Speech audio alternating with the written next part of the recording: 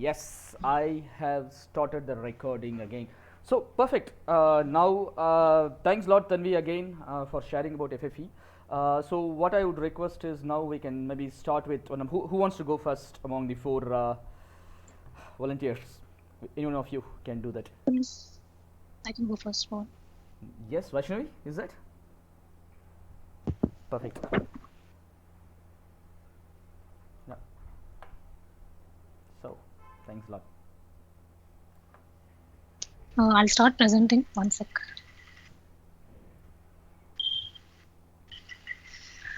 Can you see my screen? Yes, we can see that. Wow, when you told me you were preparing something, I didn't realize this was a preparation. Thanks a lot. Yeah, just a couple of notes that I kept. Okay, so hi everyone. I am Vaishnavi and I've been working at Bosch for 1 year and about 3 months. And I would like to share some of the tips and tricks that I feel will be relevant to you all. So as Bhuvan told me that many of you are from third year and would probably be facing the internship season now. So keeping that and placement season, these two things in mind, I'll be sharing my experience and couple of points with you. Before that, I would like to give a short introduction about myself. I've done my college schooling and everything from Pune, Maharashtra, and I did my BTech from IIT Bombay in chemical engineering. And in third year, I did a research internship just to try out my hands at research at Purdue University. And then after that, in fourth year, through placements, campus placements, I joined Bosch.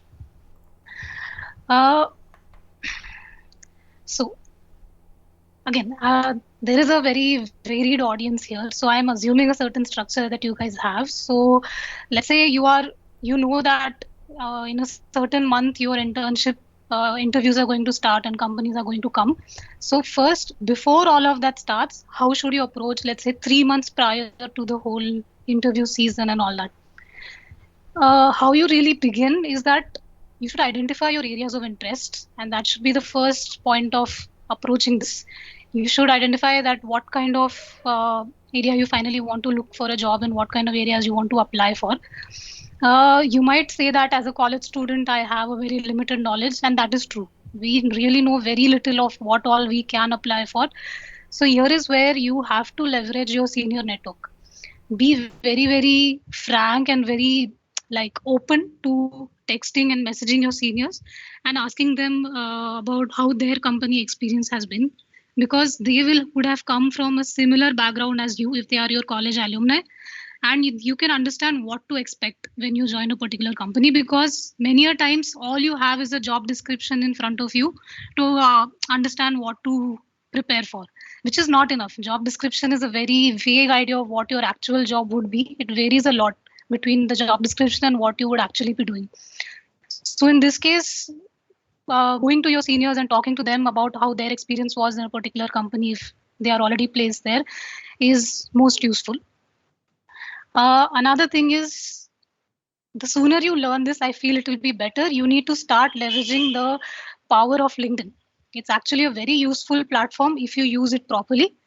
First thing is, these are just rough points, and I would be like elaborating a bit on them. So first thing is, build a decent profile on LinkedIn, by which just mention whatever you have done in short, so that whenever somebody comes on your profile and sees, they have a background of what areas you have worked on. And secondly, send connects to people with notes, and then once they accept it, like try to have a conversation with them and try to get, let's say, 1 hour of their time and get on a call. This is a skill which you just learn by doing. There will be many people who will just ignore your messages and they will not have time, they'll be busy. But out of 10 messages or 15 messages that you send, maybe one or two will get back to you and they will give you 1 hour of their time, and you can ask questions to them. The whole point of this is, months and months of misdirection can be saved by a half an hour conversation with the right person. And this is true at every stage of your career, and especially true in college when you don't know a lot out of the outside world. So the quicker you start mentoring, the better it will be for you. So coming back to this point, identify your areas of interest, that whether you are going for a tech role related to your engineering branch, or you're going for a coding profile, or you're going for finance related jobs, you're going for consulting, management, what kind of jobs you'll be applying for. Depending on that, your technical or so-called the content-wise preparation should start. I mean, you're already preparing since the last 3 years, whatever content you're learning in your engineering, but like focus preparation should start 3 to 4 months before the interview season.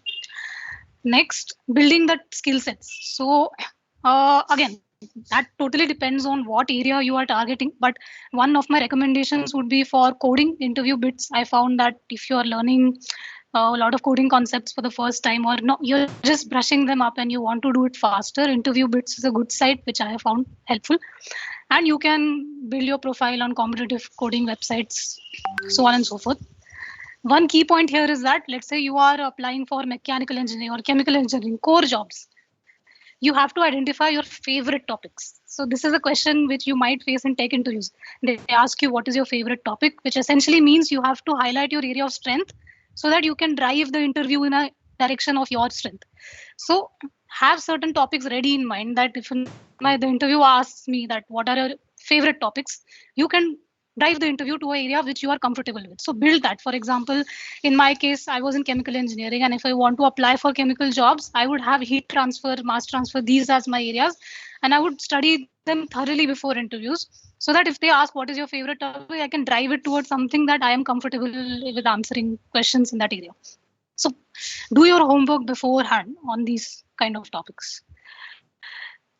Then the most important thing, how your interviewer first of all comes to know about you apart from your test scores is your resume. So it is really important that you focus a good amount of time in building a good resume which is well reviewed. So you make a first draft, and then you take some comments from your friends, you take comments, you send it over to seniors, take comments from them, how does it look, and so on and so forth. Basically invest at least 1 week to 2 weeks of time in coming up with a good crisp resume, because that is the first impression that a recruiter has after you have passed through all the filtering test stages. Yeah, now linking to that point, uh, some tips and tricks about what exactly you should involve in your resume and what not. So, Bhuvan, is it okay to go in this level of detail, or how is it? Will it be relevant to them?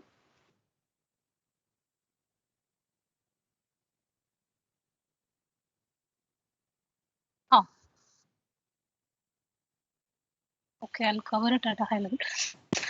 Yeah, so resume, quick points, or tips and tricks about resume. One thing, whenever you mention whatever work you have done, so I'm assuming that since you have been selected for this program, you would already have a good enough profile. But how you present it to someone makes a very big difference. So whenever you write a point, you highlight your impact first of what you did, and then you highlight how you did it. So something like improve this by this much percent by using so and so tech.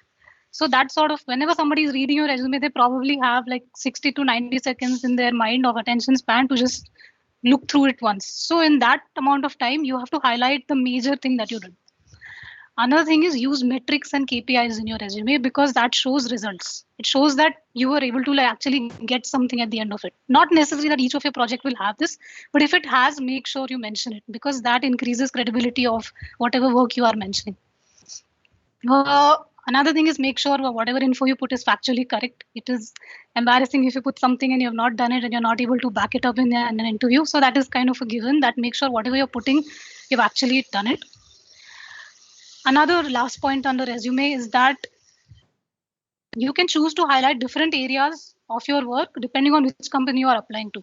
So let's say you have 3 to 4 projects. Some of them would be related to your core engineering, some may be related to your coding, some different things. So depending on what kind of company you're applying to, you can sort of change the order or change which area to highlight more and what parts to omit. So that is a call that you can take before applying, before sending your resume to the companies.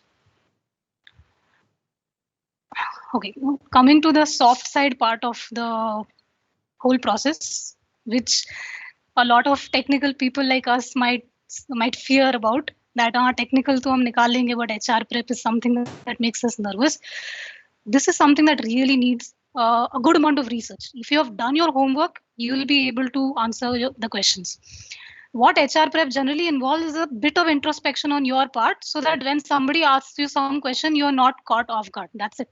It is not something very like crazy that you have to be really good at spoken skills or have amazing oration skills or whatever. You just need to have some preparation and introspection done on your part before stepping into the HR prep room. So how do you do that? Uh, One thing is there'll be a certain set of questions which you know are obviously going to come to you. For example, tell me about yourself. What are your strengths and weaknesses? Why do you want to work here? Why should we hire you? Where do you see yourself in 5 years? These are some common questions that come. So you should have a game plan ready for all of these questions. So I'll just speak a bit about uh, how to tackle a particular question. So let's say we talk about tell me about yourself, which generally comes in the first few minutes of the interview. Now, this is a very important place where the ball is in your court. The interviewer has so far only seen your test scores and your resume. They are seeing you for the first time in person. So, it is totally in your hands that how you highlight your profile, how you highlight your areas. So, you have to prepare like a basic. Don't just limit it to factual information like I'm Vaishnavi, I have done my BTech from chemical engineering and I'm in my fourth year or third year. They sort of know all that. You can start with this, but come to statements such as I'm a very curious person, I like to do hands-on work.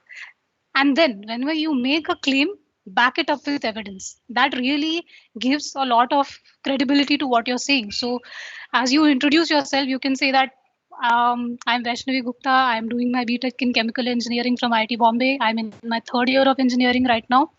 Then you can start with a bit more personal aspects that I am very passionate about automobiles. I like a lot of hands-on work, and therefore I have been working in ITB Racing Tech team since the last 1.5 years, and this is the work that I've been doing there.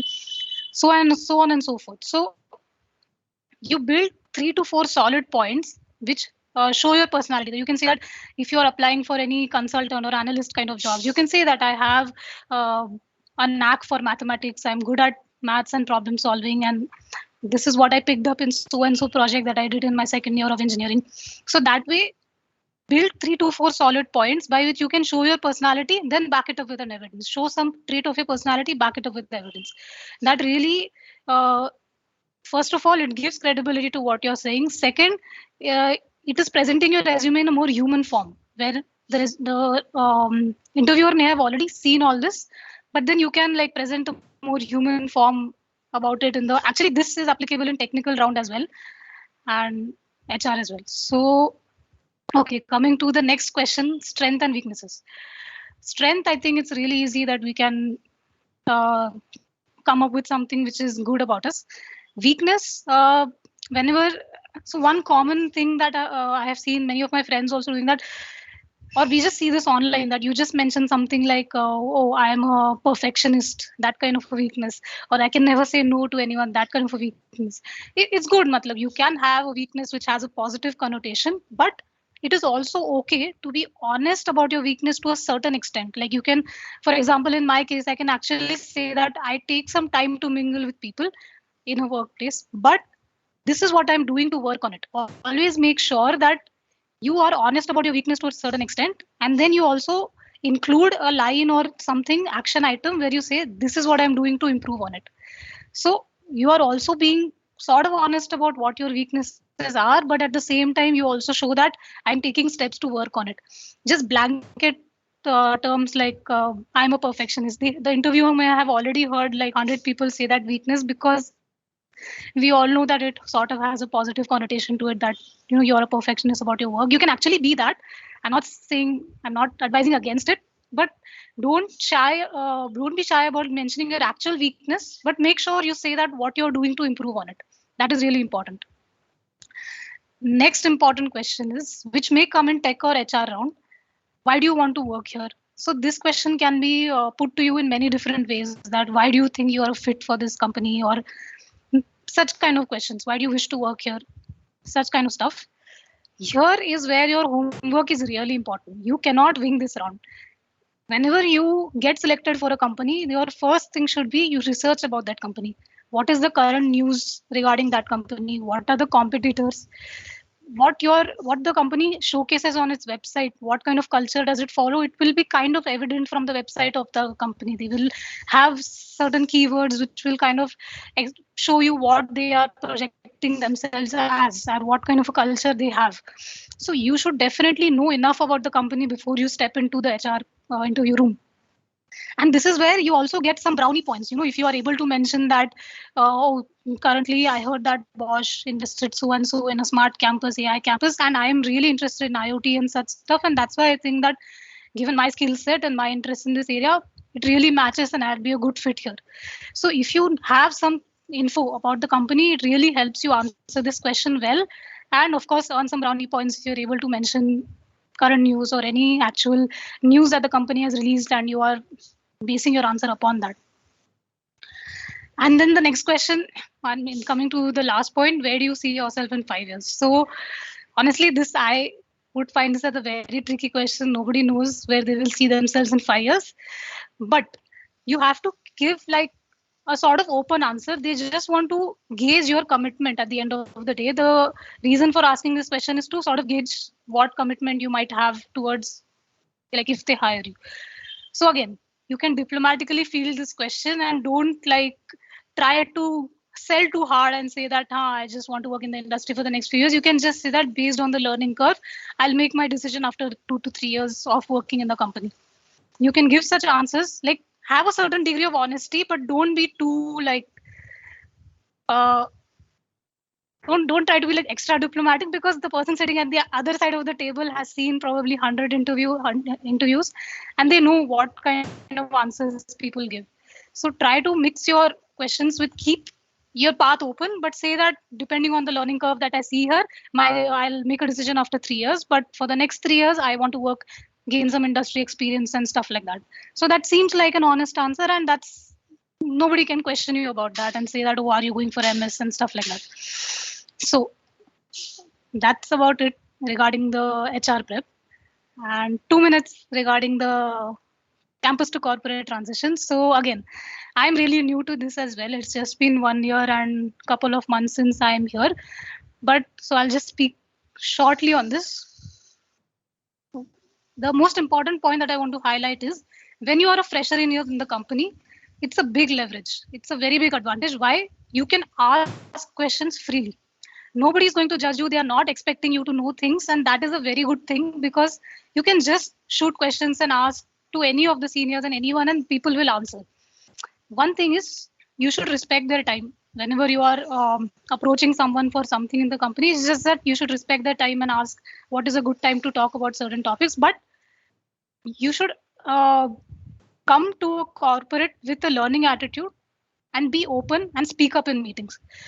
Not Do not get intimidated by all the professional stuff and all the, I mean, you are after all working with human beings who are just a bit more experienced than you. At the end of the day, it's just that. So be open and speak up in meetings, and you have to be formal, but being formal doesn't mean don't be friendly. Try to make good workplace relations, because that really helps you professionally. It gives you a better idea of how your industry is and how your team is and what different people are doing. So you be formal, there are certain boundaries in office, but be friendly also.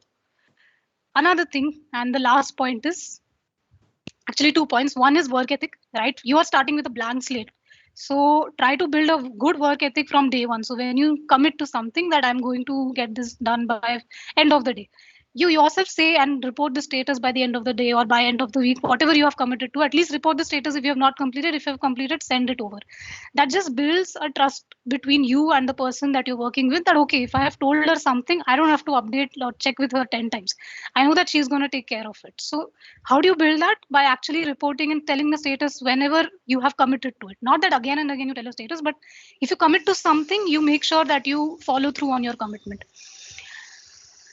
And the last point, which is kind of related to the first one, network with people in person, which can be difficult in these scenarios, but try to network with your peers, as in people who may join along with you, and with your seniors as well. It may be in person, virtually, anything, but try to talk to people and form connections, because that forms a big part of your workplace satisfaction. If you are just working in front of the laptop for the whole day, you are not going to feel like you are a part of a team or anything. So try to talk to people and build some relations with them, and be take the initiative or the first step to start the conversation. And I think that would really help you going forward. So that's all the tips and tricks that I had. If you have any questions, you can ask, or we can move to the next person.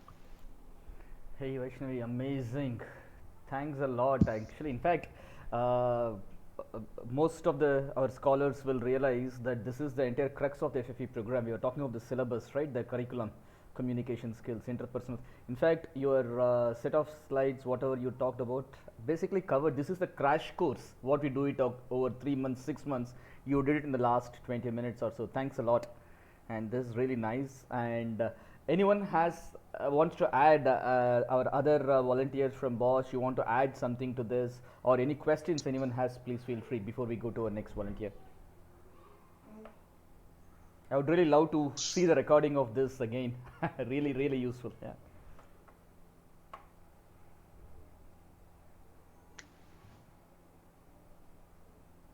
Okay, so what we can do is maybe we can also get to hear from our other volunteers, maybe who wants to go next, and then the questions we can also have at the end. Thanks a lot again, Vaishnavi. Amazing. Thank you very much. Hi everyone. Okay. So, Okay. Harshita, then? Yeah, I think Right. Neha, shall I go next? Fight it out. Yeah, Whoever just wins a comes out. minute. Yeah, can do it. Yeah, okay. Actually, Vaishnavi had covered almost all the points, and really I haven't prepared much, but I'll be talking about my experience, how I went through the interview process and all. So basically, mine, the 2021 batch, it was a COVID batch. So, first of all, we were scared if companies are really going to visit us, or even if they are visiting, how it's gonna be. Even the year prior to us, at least they had half set of interviews done, half placement done. We were completely new, so we didn't know how it's gonna be and all. Then yeah, uh, 2 or 3 months before the actual placement began, the placement officer, they informed us placement is going to visit us. Be prepared with the aptitude, coding, and all. First book which comes to the rescue was R.S. Agarwal. So we started brushing all the aptitudes, everything. Yeah, coding obviously to compete with IT people. I so basically I didn't introduce myself. I'm very sorry. My name is Harshita. I did my engineering in electronics and communication engineering from Udupi, Karnataka. Yeah, so I was from an easy background. I was not so good at coding. So I had to brush up my coding skills to compete with the IT people, which is we have to do 2 times extra effort than the IT people does. And yeah, then uh, just going through the aptitudes, all the questions, all the topics, everything. And so yeah, when the first company visited, it was a MRC company. Uh, so know much of coding, not high level of coding, but more of aptitude. The first step which I did was I asked my seniors who gave the interview or attended the apti for that company, how it was, what was their interest, which aptitude part did they focus on, or did they want more of coding, like that. Then yeah, then second step was going through the internet. You'll find everything in the internet. Actually, you can just type so and so company. What do they ask in the apti, like which field do they focus on, and yeah, the coding questions, the similar way, like which field do they focus on. That is what you have to do. First thing is that, because when a company visits, you don't have a lot of time. you know what all you have to do is, before the placement actually begins, you have to do everything, all the aptitude, all the topics of the aptitude, brush up your skills, everything. And yeah, when a company visits, you have to just focus, like what do they want. You have to do your research, do your homework, ask your seniors, ask the people placed in that company, like how it was their experience, how is the company, everything. Go through their website, as Vaishnavi told. We have to do all the homework, like, go through their website and know what exactly they want. Go through the job description, so that while you say in the interviews, they ask, why do you want to join this company? You can mention all those things which is there in the description, like some of the keywords, so they know, yeah, okay, she has done her homework. And HR is basically like, you can't give, as far I know, like, you can't give on spot answers. You just have to be like, you prepare. Even tell me about yourself. You have to prepare. Just at least 5 6 times, go on your own, read about it, tell me about yourself, what do you want in your, like, in 5 years, everything. If you think like, oh, I can give all the answers on spot, it's not going to happen. Because uh, as I'll tell, like, my experience was like, when the the company visited, front, I mean, they can only see our face. So yeah, on my face, I was like fully confident, but I know the lower body of my, actually my legs were shivering and all. It was like so completely different. So you can't give on spot answers. You have to be prepared.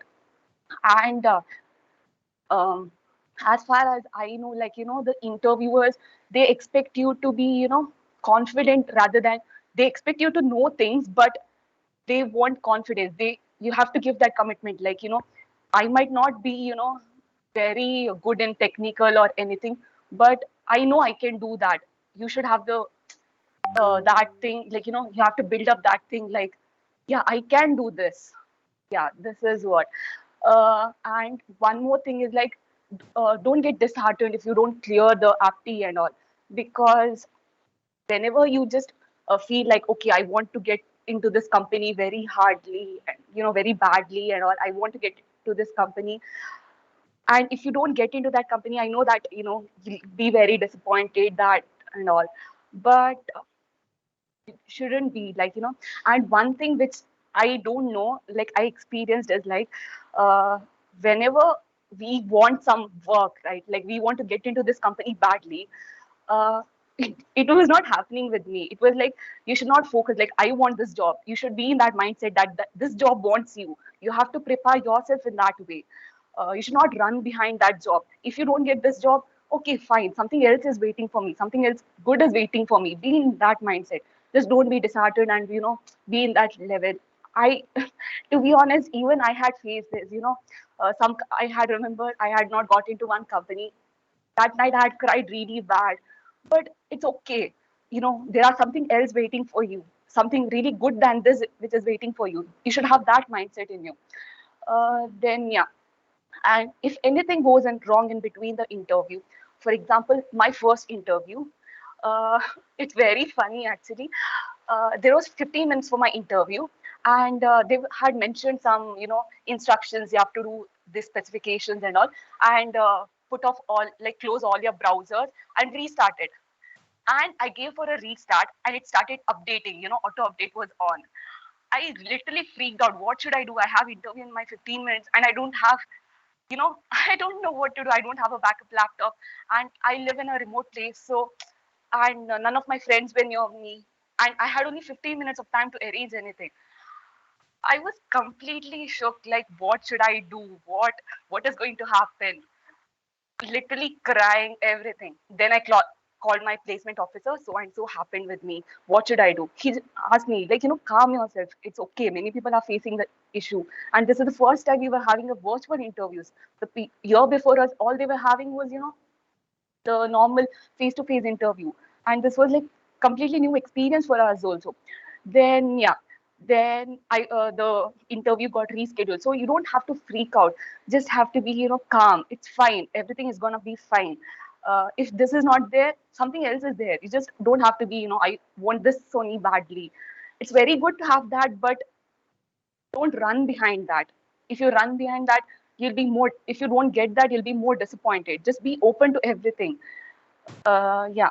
Then, yeah, the one advice I would give is, do your homework. Everything, when a company visits, just do like, what do that company want? Uh, which area do they focus in? Like the aptitude, everything. And even the HR questions, all you have to do is like, prepare your answer. Take one notebook, prepare, tell me about yourself, write one answer. Just go through that 100, I mean, 5, 6 times. Yeah. Then, yeah, just be confident. As Vaishnavi mentioned, the favorite subject, that is like the common question in almost many of the companies which visited. What is your favorite subject? Don't, try to be, okay, if I tell this subject, they might be impressed. Don't take that. Even if there is a subject which is very simple, take that and, be brush up on that subject. Be very thorough with that subject. They don't care which subject you would say. It is just only that you should be the subject which you're saying. You should be 100%. Uh, you should know that subject completely because you're telling this is your favorite subject. So you should know in and out of that subject. And yeah, one more thing is like 1 minute.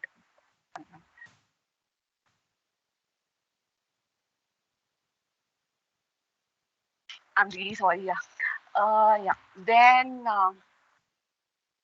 Um, yeah, one is brush up on the subjects, prepare your answers. Then I think, yeah, Vaishnavi had covered almost all the topics already. Resume, and also I would like to mention this in the resume. If you, even if you have done something and you're not confident about that, like for example, you have done this course, but you're not very confident on that course, don't mention it because the interviewer asks, okay, you have done so and so. Can you tell me about that? If you don't tell that, then it'll be like, a minus. Even if you don't mention, just mention the things which are very confident, you're able to explain. Like, you don't have to be, there should be some 2015 courses or 2015 trainings which you have undergone. Even if you have undergone 2, 3 trainings, just be confident. All the internships you have done, just brush on everything. The resume, first of all, the resume, you should know in and out what you have written. Everything you should be like, okay, I'm going to answer any question comes up to me, I would be able to answer that. Yeah, this is I would like to tell. Then, yeah, just be confident and have this attitude of, it's fine. If not this, something else is there. Yeah, I had talking about my corporate life. It's just been 6 months since I joined Bosch, so I don't know if I'd be able to give tell you correctly about that. What I experienced in the 6 months is just be open to everything. Sometimes you just feel like on my experience, I'll tell. Sometimes you might not get help from the seniors or anything, but you shouldn't be like oh, they're not helping me. What should I do? Why am I in this situation? Just be like, okay, they might be in some very bad mood or something. Just ask them tomorrow. If not, if today they're not telling you something, tomorrow. Or work on yourself. Just do your homework or search, like learn on yourself. And one thing which corporate and student life is, in corporate, no one is going to tell, okay, I have to teach her this, I have to teach her this. If she wants, she will ask for it. I'm not going to give it unless she asks. If you don't ask a question, you won't get an answer. Just like ask questions, be open to everything actually, all the maybe the rejections or anything. Yeah, and upskill yourself when you're in the company. Just don't be limited to your part of the work. Do like you might be having in mind, but you have got a job role which is something else you want to work. When you're doing that work, just upskill in that way also. I think, yeah, this was my experience of corporate and a student life. Yeah. Any questions or anything you want to ask?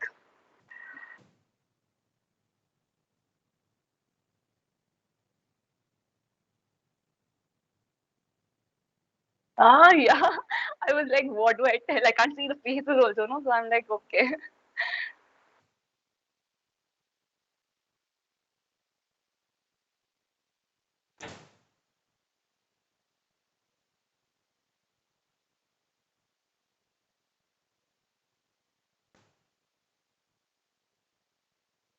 Thank you. Thank you.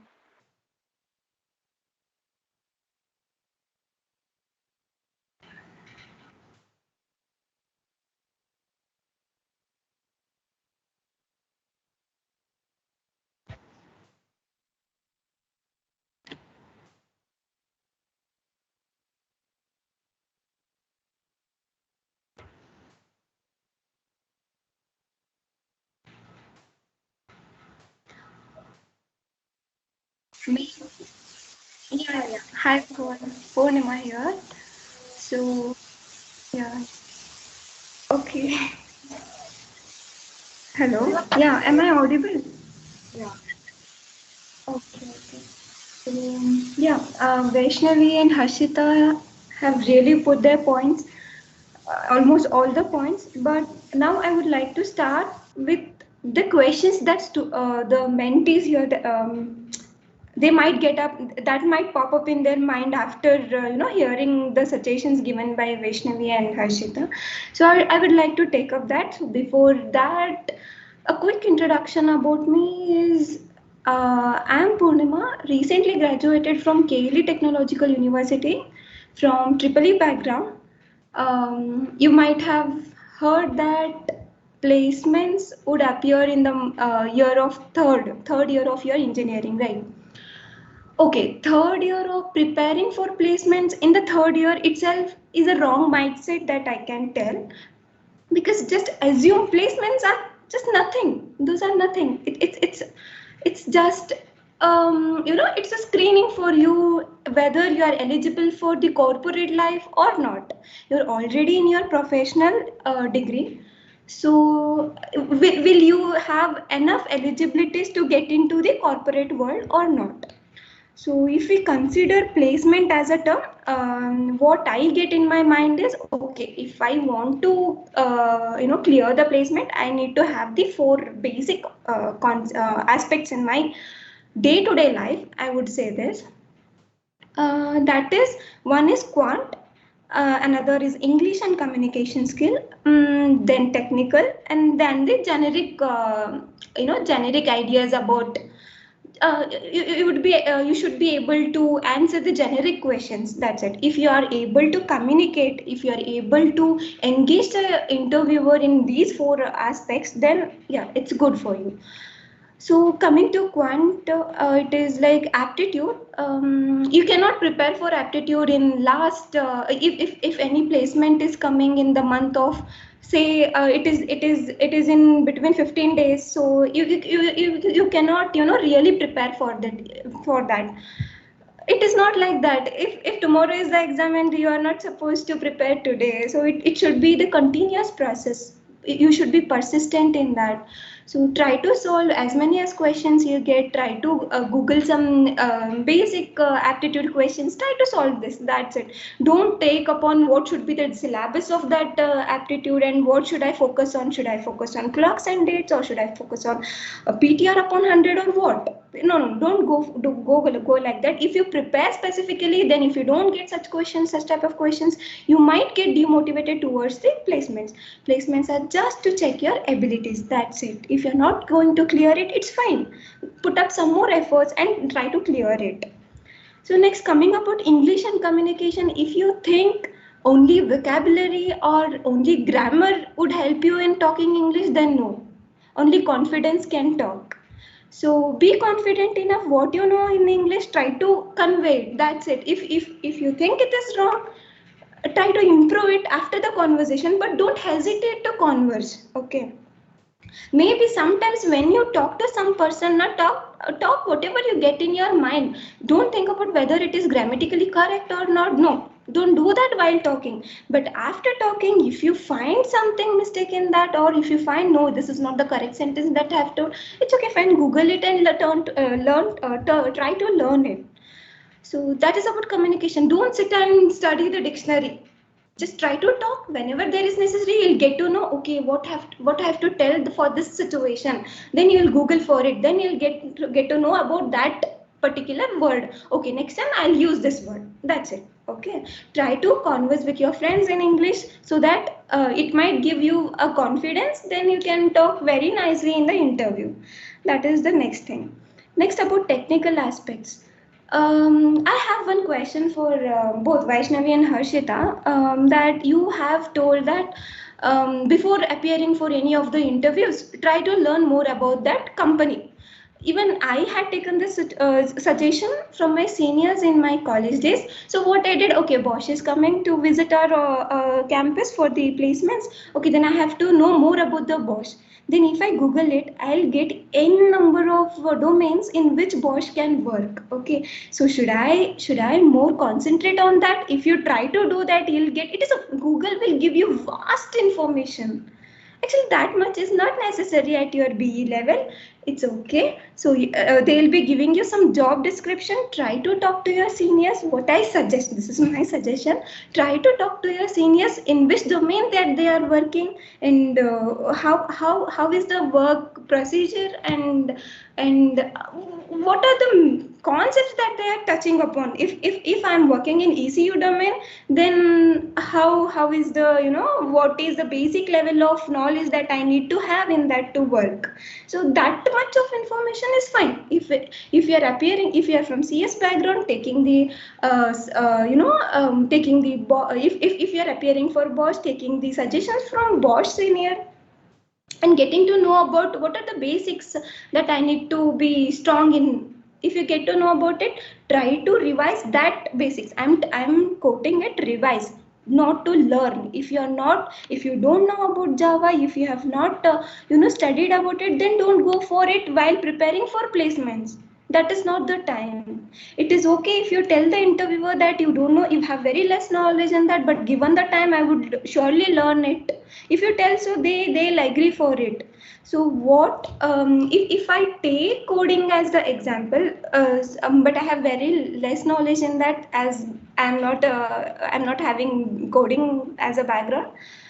What I can say is, forget about that. You hardly know how to code. Okay, coding comes post problem solving. It is, if you are good in problem solving and love logical things, now trust me, coding is not a challenge at all. And languages are just a means. Okay, and if what you know, and if you are good at what you know and how you are conveying, that is enough. Okay, just don't try to convey what you don't know, that's it. But if they ask you what you don't know, then tell that, then show your interest in that particular area and tell them that given a time I would surely learn it. Just show that you're open to learn. That is one point. Next, coming to how to, how to get to know that I'm good at basics or not, right? That is the next question. Okay, technique, we have already told that be sound in technical. Okay, to what level? That comes into a picture. If I start sitting for preparing, then to what level I have to study. If I take the coding, should KVL and if I take the circuit knowledge, should KVL and KCL would be enough, or should I go for poles and controls and then the block diagram reductions and all? So should I go to that extent, or even KVL KCL would be fine? So based on my experience, I can say that nobody asks you the some research kind of questions. It is just the basics. How do you solve?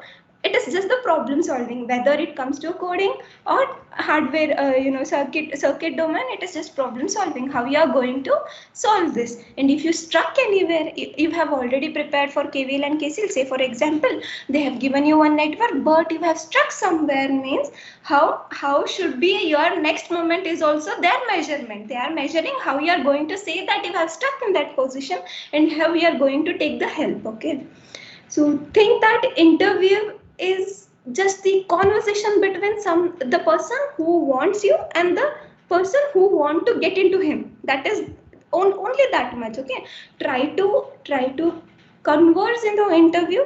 Say what you know, say what you don't know, and what is your plan of action for the things what you don't know. That is the thing. And also, before preparing for placements now, I would like to suggest that are the placements are your end decision after the BE. Okay, so since the college provides you placement, it is not necessary that you have to appear for the placement. Choose your interest, decide wisely, in your this is the third year, so I think if you think placements are the only things that you need, then okay, try to do more projects on it, try to get hands on and do in that way. Or if you think okay, I need to learn something, I want to go in deep, then choose wisely. If you want to learn still more, then go for it. That's the second thing. And then third thing, that what I want to tell is, it's okay if you then don't get into any of the companies, that is fine. It means that you need to have more knowledge, you need to get more, maybe you're lack in communication or maybe in technical aspects. Take 1 more years of the 1 more year and learn more about it. The more you get the rejections in, the more you learn, and the better company you get into. So don't think that soon after the BE I have to get into the corporate life. No, that is nowhere written. At the same time, you have to be very clear about the very next year of your fourth year engineering. Yeah, that's all. For the third year, do more projects rather than learning. If you're going for a placements, then you'll learn more and more.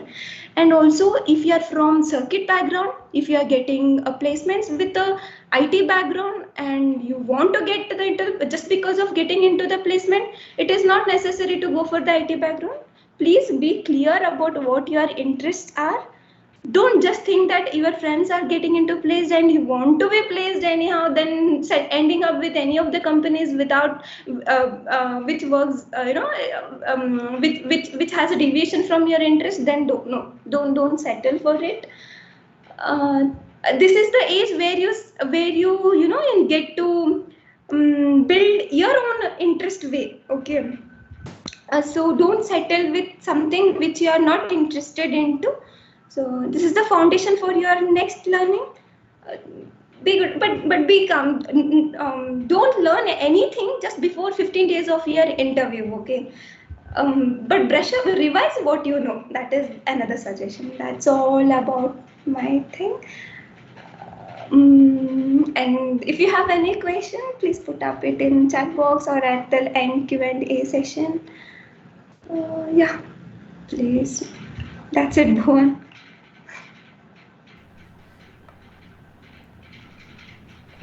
Hey, Purnima, thanks a lot. In fact, one moment. Am I audible?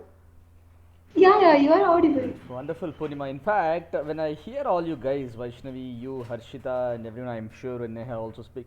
This, I don't. If somebody does not tell me that you are in your first or second year, right, in the organization, I would not believe actually you are so precious. Really, the years of maturity is really visible, and that is one message I want to also give to all the scholars, the students here. Uh, your maturity does not come with just years of experience.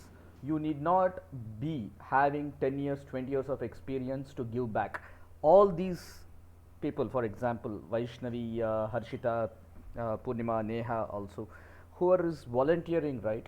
They don't have thousands years of experience. They have been students till recently, till 4 months back, 5 months back, like you all, and they are already giving back. They are giving back big time.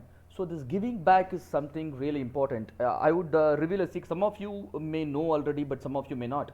I have been an FFE mentor since 2018, and my very first mentee from FFE was a girl student, Kartika from Coimbatore, from the CIT college here in Coimbatore.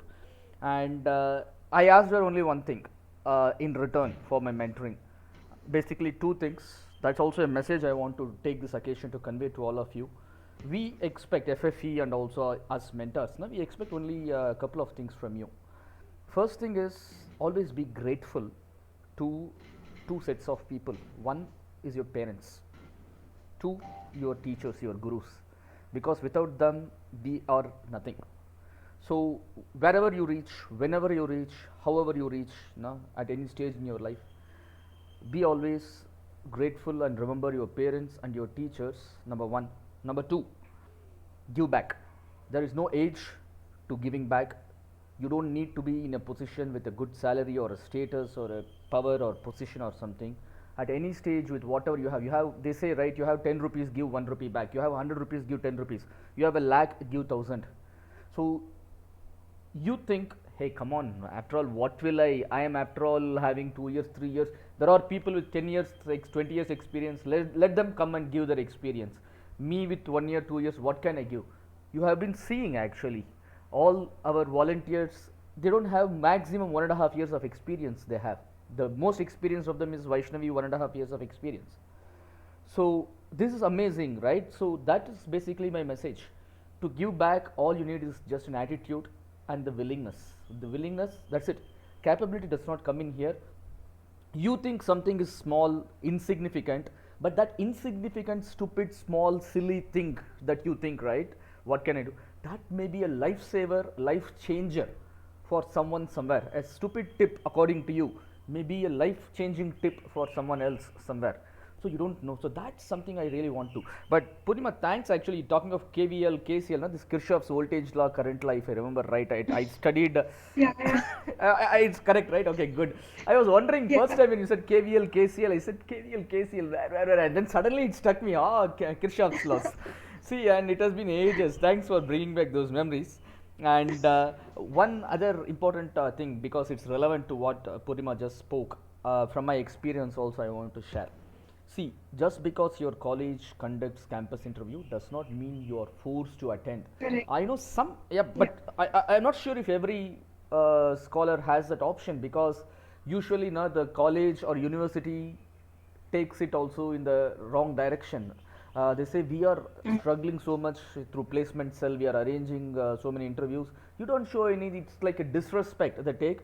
And you say, I will attend this, I will not. Many colleges don't give the option of picking and choosing. That means many children, many scholars, they are forced to attend the earlier set of interviews, and if they get something and if something better comes later, they don't get a chance to attend. Mm. And at the Correct. same time, they're also not allowed to skip the earlier interviews waiting for the best one. So I'm not 100% sure, but if you do have the option, please take the option of not attending the interviews if you don't feel like. And if you don't want to attend any campus interview, you want to go for higher studies, you can also do that. But what you should not do, what is non-negotiable, is keeping everyone communicated. Keep your placement cell, keep your professors, whoever, no, the coordinators, everyone clearly communicate about what you are going to do and why you are going to. You have a duty to say that they have a right to know. You can tell them boldly, and that is the first thing in professionalism in your career is communication and honest communication. You have to be honest. Honesty was the best policy, it is, and it will always be the best policy. So be transparent, tell them you have to attend this, and it's okay. And if you are getting punished for being honest and transparent, so be it. It's okay. It's rather better that you get punished for being dishonest than for being punished for being honest. That's the choice I would recommend. In my own experience, 21 years back, when I was in my third year of engineering in 1999 to 2000. That was the year I was in my third year. I was seriously preparing for my higher studies to US universities. I was studying at Vellore, today's VIT, right? Earlier it was VEC. I was studying there. Vellore was, even today it's a small city, but those days we did not even have all the opportunities. I used to travel to Chennai. My uncle was a judge at the High Court or one of the courts in Chennai. So they used to live in the heart of the city in the judicial quarters, well protected compound right next to the police commissioner's office. That was a very central part of time. So I used to stay there with my aunt and uncle. I used to go to the US consulate every day. Every day. It was my semester holidays.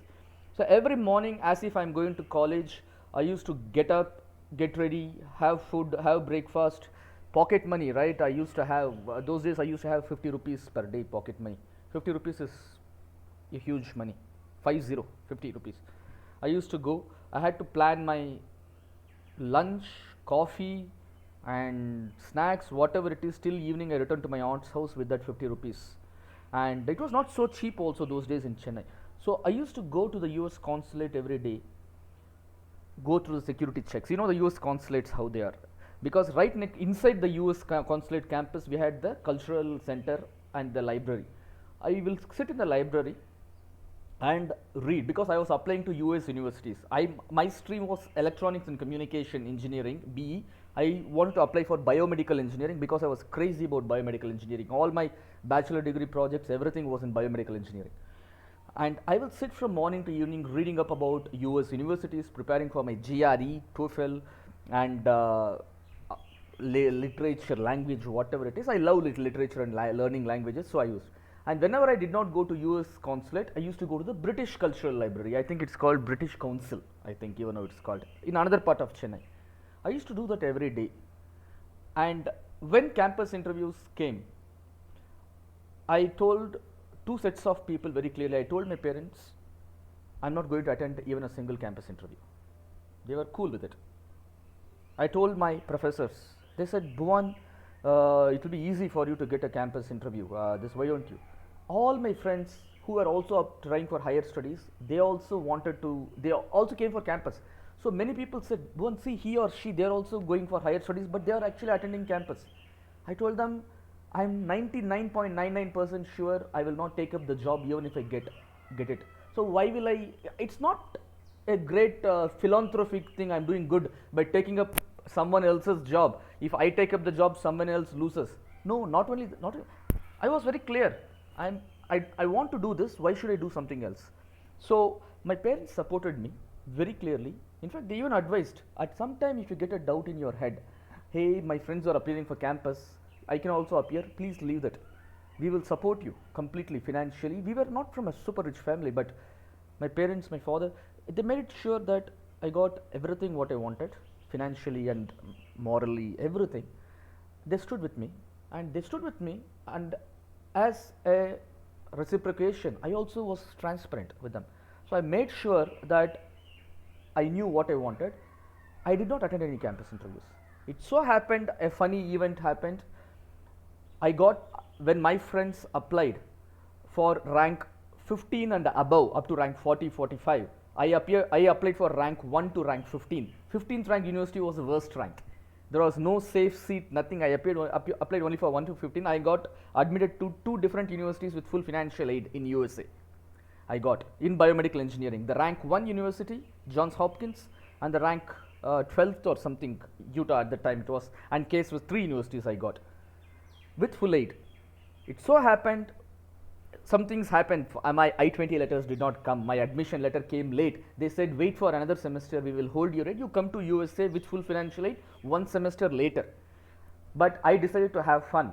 There were 2 professors from university in Germany who came as visiting professors. They said, nowadays Germany, nowadays means 1990s, 2000s, Germany is opening up for foreign students in English. Why don't you?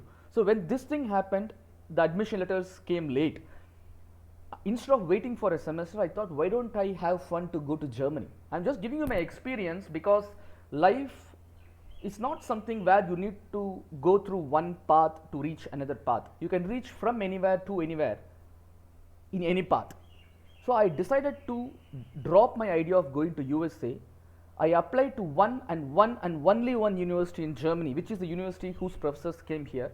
My application reached them on the last date before the gates closed. On the last day it reached, and I got admitted. I took a call, 2 full years of preparation of going to US university, having admission with full financial aid in number 1 university for biomedical engineering, my dream in USA.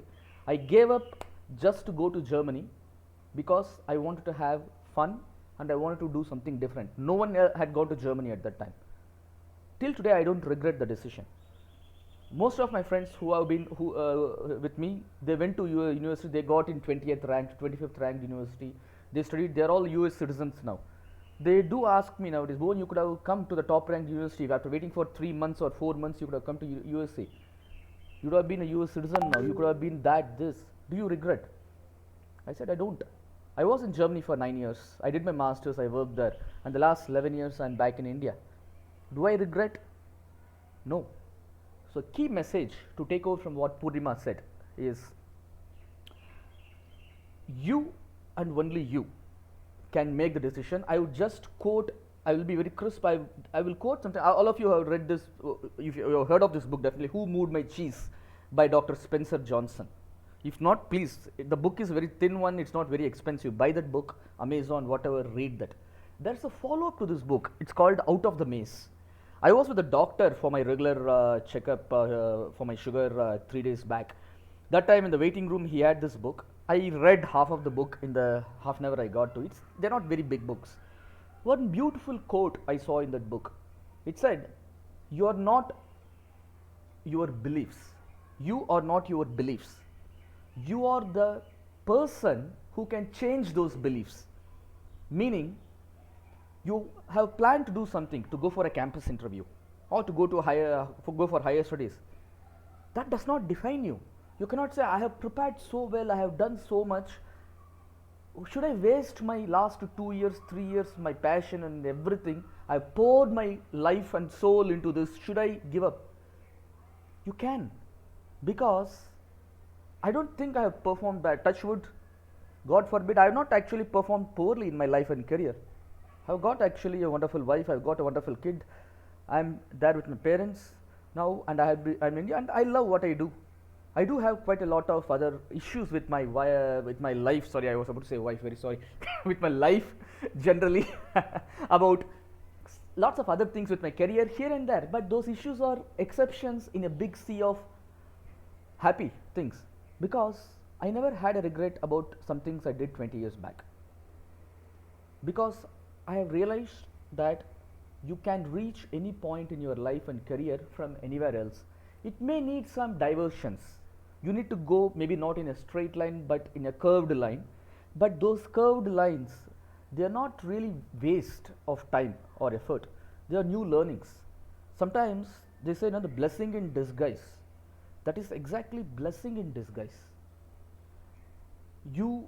Sometimes I thank, I'm not a very spiritual person, but sometimes I thank God that I did not get certain things that I felt very badly I wanted. Simply because I did not get those things, I have been in a better position. If I had got those things, I would have stopped looking further. So that's the message. It may look very simple, what Purnima said. You don't have to attend campus interviews, but the message behind that is really very profound. You are free to do, because you are not bound to do anything. You are not obligated to answer anyone. You are answerable only to yourself, of course, to your parents at this stage, to your parents and to your gurus. But otherwise, you are free to do anything you want. That's the message I want you to take. This may not be directly related to your interview preparation, but this is a life message that you need to take, because this will stay with you forever till the end. So please take this. Don't take this as an advice. You can take this as an advice, as a suggestion, as a tip, but please have this in your mind. Yeah, Tanvi, I think, wants to add something to it. We still have Neha to talk about. Yeah, Tanvi. Yeah. No, Bhuvan, I think I was really engrossed in what you were saying, and I think you're absolutely right when you say that, you never know, sometimes what you do not get may take you to somewhere else. So I completely agree with that. In fact, I had my own life experiences like that. But Bhuvan, I would want you to ask, do we have any more people left here to talk, Neha or we is can there. just I think open Neha it is out still to... there. Neha, you're there? Okay. Yeah. Yeah, hello. Yes, Neha. Yeah. Maybe we can Before have. that, I Yeah. just wanted to tell all the students, please, if you're comfortable, you can switch on your videos. Please, yeah. I think that will make it more interactive. We'll be able to see you, your expressions, and you can also express yourselves And in we can take a between. group photo Um, also at the end. yes, absolutely. Yeah. So I'll request all the scholars, please switch on your videos if your internet connectivity is not too bad and if you're comfortable. Wherever you are from. I mean, if you're at home or your college, wherever, hostel, uh, don't worry about the background and stuff. So please switch on your videos. It'll make it more fun. It'll make it more interactive. It'll make it more lively, In fact, yeah, and right? when, So, yeah, when we speak and we're also, having yeah. such interesting discussions. I mean, that will just make it more interesting for all of us. It's just fun we So are that's a having, yeah. request. Another request is, if you have any questions which you feel by the end of this session I may forget that, you may miss that, just put it on the chat box so that we can take it later. Yeah. Okay, just keep it there. We'll keep it there, and we can take it towards the end of the session. So whatever questions you may have in your mind, whether whatever has been discussed so far or not, anything outside this context as well, if you have any questions, please put it on the chat box. You've invested your time for 2 hours for this afternoon. Please make sure that you have a lot of takeaways when you leave this session today. So don't miss on that. Okay, any questions that you may have, just put it on the chat box, we'll take that up. Thank you. Oh, thanks, Penny. Yes, feel free to ask questions also after Neha has spoken. You can also switch your videos on. Okay, switch your videos on right now, but you can also unmute yourselves and you can also ask if it is okay. Yeah.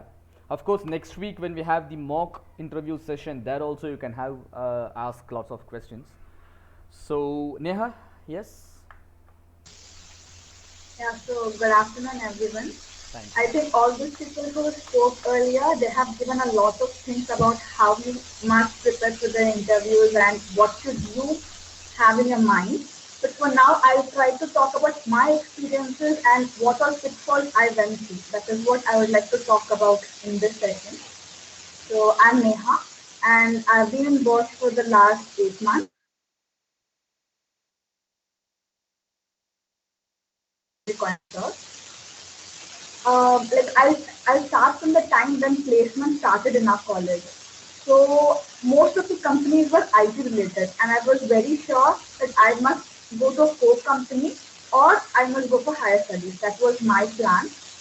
But still, I just want, as they say, you are in a fix, and I just wanted to check out how placements are. So I attended the IT companies in the start, and I couldn't even go after I beyond the second round. And because most of the syllabus I was not even aware of, like uh, I knew very little.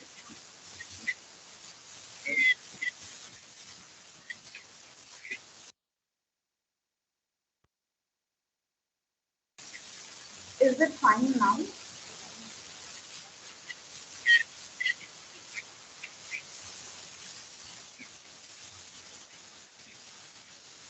No, no, I'm talking from the laptop itself.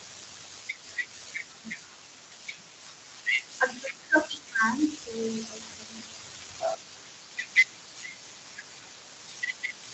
and I haven't relying on right now.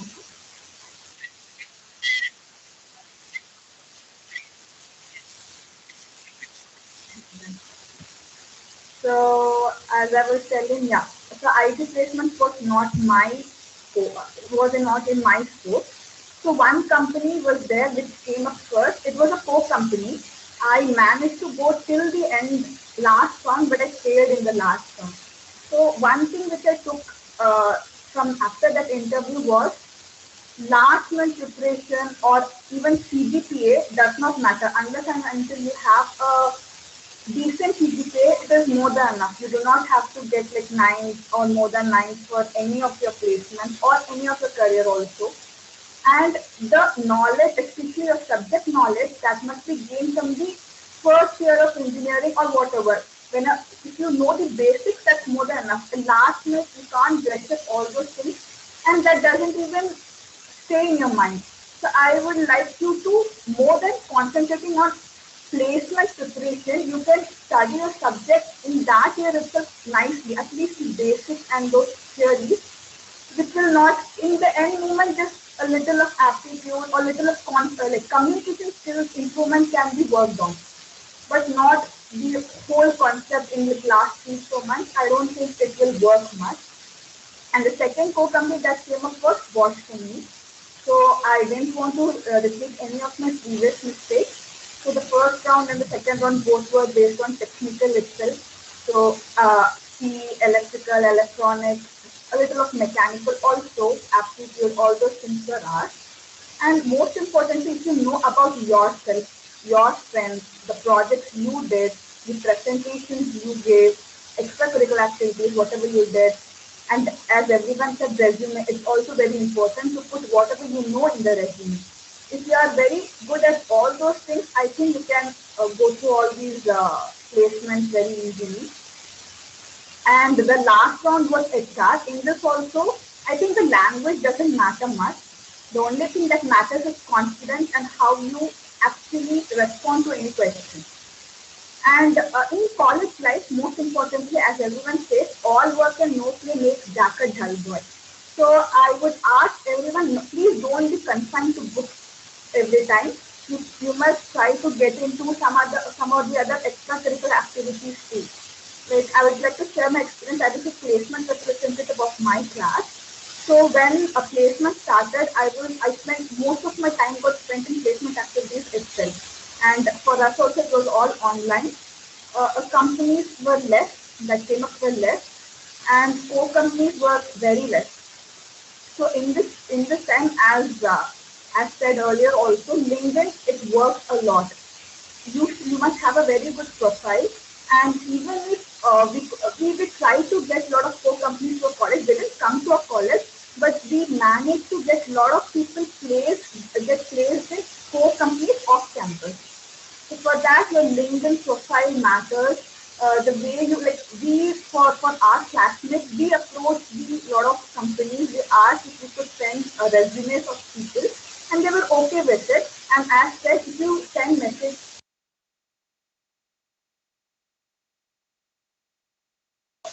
from that. And like a lot of extracurricular activities also matter. Like I was in my college basketball team, we went to a lot of colleges, we played some district level competitions, we won. All those things gives you a lot of learning about teamwork, all those things. So these all contents you can speak up in your interviews also. So that's what I was trying to say is please don't be confined to books. Go for your extracurricular activities, college clubs, competitions. You can go for symposiums outside, participate in hackathons, go for different internships, and you may not win or you may not take up fully from whatever you have gone through, but all those experience will really help you in speaking up. And I think the others have been covered by everyone. And in Bosch, after we came to Bosch, I came to Bosch also. What I felt was your college subject will matter a little. I don't think a lot of things from the college subject wise will come into picture in your corporate job. But the two things which are very important is you must have an open mind, and you must be comfortable to interact with people, because these are the two major things you have to learn. There is nothing which will be same as the college which will be doing in the office. So this was all of my view. I wish everyone of you to all the best for your journey, and I hope you try to achieve your dream rather than what is forced upon you. So thank you so much.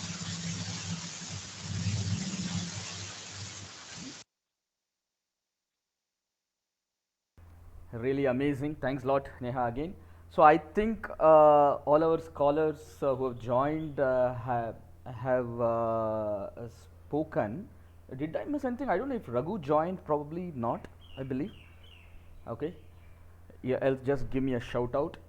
So first of all, thank you all of you, because first of all, even the spirit of volunteering, saying, raising your hands up and saying, hey, I want to, when I asked the group, I want to, that spirit is really amazing. Second, coming on a weekend, that too, when it gets postponed, and you will also be joining next week, I know. Thanks a lot for that, and this amount of preparation you guys have done, that's really exhilarating. Thank you very much for that. And Hey, thanks Bhuvan. again. Yeah, sorry to interrupt you in this. So I just have one note here. Hmm? You have, said thank you everything for this, right? But there is a selfish in this, at least from me, that it. This is how I can learn. This is how I can get to know more about the people, and this is how I can see. Through this, I got to know how Vaishnavi has had prepared for their interview, and how Harshita went through, and how is her communication, and I got to know few different words wherein which I can Google it and learn more about it. So guys, this is how you can get to know more about the things. It is not that you have to study a dictionary or something to get to know about the English. So even I came from the other language background. So yeah, it's just an example how to learn. So go on, just copy this and paste it in your life everywhere. So I guess this is how we can learn together. Beautiful. Yeah, Mohan, thank you so Beautiful, much for this beautiful. opportunity. That's really amazing. In fact, selfish, no, that's a word I also always use. So there is always, there's nothing wrong in being selfish, because all of us Uh, here to learn something, get something. We are spending so much invaluable time, right, in our, say, a part of our life you're taking out, and so there's nothing wrong in getting. It's a learning, it goes around. So thanks a lot again. So now the field is open for discussions, questions, anything. So Anita is there, Tanvi, Arvind. Yeah, I don't know if Shruti could join today, probably not, I don't know. So whoever, so any quick comments, questions we can go to? Yeah, thank you, Bhuvan, and thank you all the volunteers once more for your time and giving your valuable insights and sharing your own experiences with the scholars. I think that'll definitely come in very handy with the scholars, and before and also because Bhuvan has been recording this. We can have this shared with other scholars as well. I think that will be very beneficial. Scholars, you may ask your questions, your doubts that you have. I know there is one more session to go, which will be a deep dive into all the topics that we have discussed today. But I think it will be good to know from you what was your understanding. If at all you do not have a question, also, I mean, just feedback. How did you feel about today's session, and what would you like to hear more in the upcoming sessions? Anyone? Arvind and Shruti, if you're there and if you know the students, if there's across any questions to you, you can just please put them here. I have a set of questions that Shruti shared on this, but maybe once the scholars Okay. share their feedback, we can also, I will take up the questions one by one, and the actually mentors, we can answer them. Yeah. Sure, sure, sure. Anyone wants to go there? Oh, you should have a lot of questions by now, by the way. Yeah, yeah, somebody spoke. Can you hear me? You can switch on your video and ask. That's all Yeah, right. My video is on. And say your name, please. I am Sudeep. My name is Sudeep. Sudeep, yeah. And currently I'm studying aerospace engineering from IIT Bombay. And thank you everyone who just spoke. It was very good, and I got to know more about how the process will be and how to prepare for placements. Um, it was nice. Thank you. Welcome. So pleasure, Sudeep. Thanks a lot. Nice to see Sudeep, a junior. yeah. I was about to say that. Vaishnavi, I think you're from IIT Mumbai, right? Yeah. Chemical engineering. In fact, Tanvi, Vaishnavi is what we call as a co-influencer in our cohort. At Bosch, we have something called the Evolve program. That is basically to guide, handhold the freshers as they come. The last 2 years have been really horrible in the sense that we did not get a chance to meet any of the freshers because of the virtual lockdown time. So to handhold them and to help them with their onboarding, not onboarding, I would say assimilation into the organization, our HR learning and development team, training and development team, create this Evolve program where all the freshers are split into cohorts, 7 cohorts named after the colors of the rainbow, WebGR. And each cohort, of course, in addition to these freshers, it has 2 co-influencers, people who are in the second year. Vaishnavi is one of them for our cohort, the green cohort we call it. And then influencers like me and many other people, some 7 or 8 influencers plus 2 co-influencers every cohort. And Vaishnavi has been at the forefront of, how to say, guiding. She's the engine room basically for our cohort, and not only our cohort, in quite a lot of these Evolve activities. And no surprise that she volunteered for this. She jumped up and for quite a lot of activities. Thanks a lot. Thank you, Vaishnavi. I thoroughly enjoyed listening to all of your experiences. I mean, and the experiences that you talked about, they're not just applicable to freshers alone, Bhuvan. I think at any stage of your interview, whichever, how many years of experience you have, I think you'll have to go through those kind of similar experiences. So I think it's relevant to you, not just at the freshers stage, but even at a later stage. So it was great to hear from you, Vaishnavi. Thank you so much for joining in today. Sudeep, do you have any specific questions to ask? You just had the feedback to give. Are you preparing for your interviews? Do you Yes, have anything currently in I'm mind? preparing, but as of now there are no specific questions. Okay, no problem. Maybe Thank someone has come, I think. Hello everyone, a very good afternoon to all.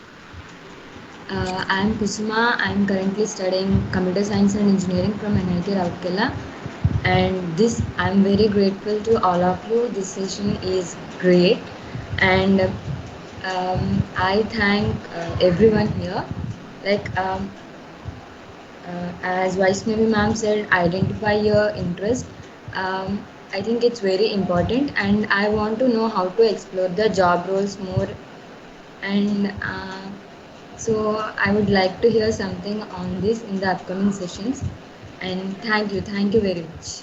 Thanks a lot, Kusuma. In fact, I want to take up from where Kusuma left on how to say identifying your interest. There is one question. Let me check my other laptop. What Shruti sent. There was one question. Should I take a job which is different from my field? That's a very interesting question. In fact, this is something I don't know if Sai is there, who is my mentee this year. I've told him hundreds of times the same, and everyone basically, whenever I get a chance, I say this. It's a very tricky thing, identifying your interests and sticking to it, or should I slightly change my interest, or swallow my pride, swallow all the efforts I have, and then go for a different thing. This is always a big dilemma everyone has, and I would just say a few sentences on this. First thing, yeah, the theoretical answer to this is no, you are free to do whatever you want. You see, nowadays almost everyone goes for a software job, software MBC. Even the non-circuit, the circuit groups like ECE, CSE, IT, EAE, they also go for software jobs. The non-circuit things like chemical and civil, mechanical, they also go for IT jobs, software jobs. So the thing is, at some level or the other, almost everyone is going to a field that is not directly related to their studies. So the answer may be obvious, why not? But I have a slightly different take on this, which is something that will help you as you go through the later stages of your career after 3 years or 5 years, because these are some decisions, the good or bad decisions that you make today as you are a student or a fresher, that will have a lifelong or career long impact. First thing, you have, okay, most of us join BE not because we want to, but because our parents wanted us to. We may not agree to it in a public forum, but that's the truth. More than 50% of us, we are doing whatever we are because someone somewhere else advised us. Could be our parents, friends, well wishers, whatever it is. If I ask in this group, if given a chance, finance is not a problem, what would you do? What would you be doing now? I believe 90% of us will be saying something that has nothing to do with what we are doing today.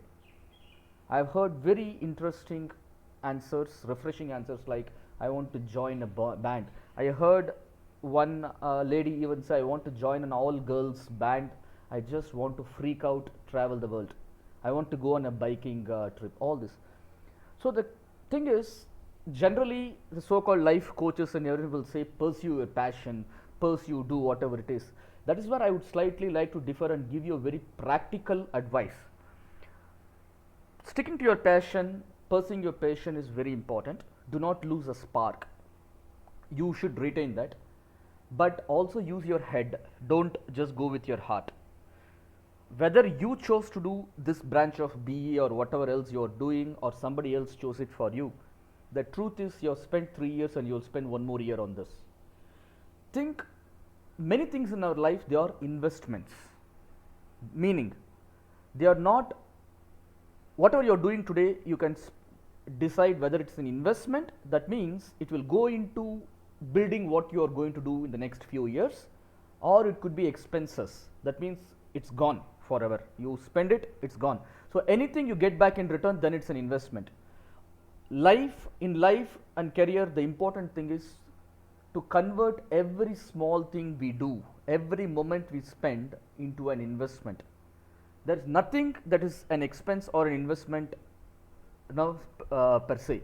You can choose to convert anything into an investment, which means if you are doing something today that you think is not going to be useful, you can always see, can I convert it to an investment? These 3 years of BE that you have done so far, and the one more year you are going to do, the 4 years, my recommendation always is that you convert this into an investment, meaning by choosing to pursue your passion immediately after BE, you are converting these 4 years as an expense, as an unwanted expense. Please do not do this. These 4 years you have got invaluable learnings.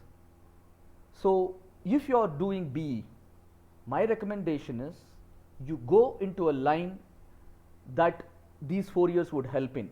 It could be a core job, it could be a software, even software job is not a problem. You do chemical, civil, mechanical, non-circuit engineering, you can still go into software, it's okay.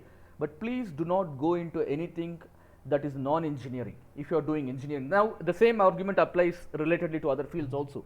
So go into something where engineering students go and use the first 2 years, 3 years of your job as a software developer, as a core person or whatever it is, as an investment for the further stages of your career. Whether you like it or not, money is important. Money is the most important thing in the early stages of your career, along with certain other things. But it is simply how to say, stupid argument. Let me use blunt terminologies. I don't want to mince words. It's a very stupid argument that I don't care about money, I don't want to do, I want to pursue my heart and all those things. Tomorrow when push comes to shove, what puts food on your table is the most important thing. Your passion will go for a toss. Rather than pushing yourself to a stage where you have to pick between food and passion, I would recommend today choose to be sensible, take up a job that basically will on one side earn you something, foundation, financial freedom for some time, and second, you are still not moving far away from your passion. These 4 years you have learnt something, please convert it into earnings. That's number one. But what you do in your first 3 or 4 years, the most, other than money, the most important thing that you can do in the first 2 or 3 years of your career is building a very solid foundation for the rest of your career. What you build in your first 3-4 years, maybe 5 years maximum, is what will stick with you for the rest of your career. You can choose to do anything independent, different from the first 5 years, or it's okay. But the things that you learn in these 5 years, what are those? The word values. In fact, I was speaking to Shruti day before yesterday, or also I think we were discussing this thing, values. Certain things, see, our values basically come from our upbringing, from our parents, from our family. One example of a value that is applicable in career: should I jump job that pays me 2 lakhs more, or should I stick to a job that is paying me less but where I'm learning invaluable things like professionalism, like technical upscaling and all this? There is no correct or wrong answer. It all depends what your value system is and how you'd make decisions. These first 3 years or 4 years something is what strengthens your values. Sometimes it also helps you to redefine your values. I said from this book, Out of the Maze, right? You are not your beliefs. That means you don't have to stick to your beliefs, but you are the person who can change those beliefs. So these first few years of your career helps you to redefine, relook at your purpose in life, ikigai, whatever it is, and also to relook at your values. And you cannot do that honestly if you're always looking behind your shoulder whether I am safe financially, secure financially. So please do not make this stupid decision of doing something completely different from what you have been preparing yourselves for in these 4 years of engineering. You can always become a vagabond or whatever, someone who roams the world free of a free spirit. You can always choose to do a little later in your career.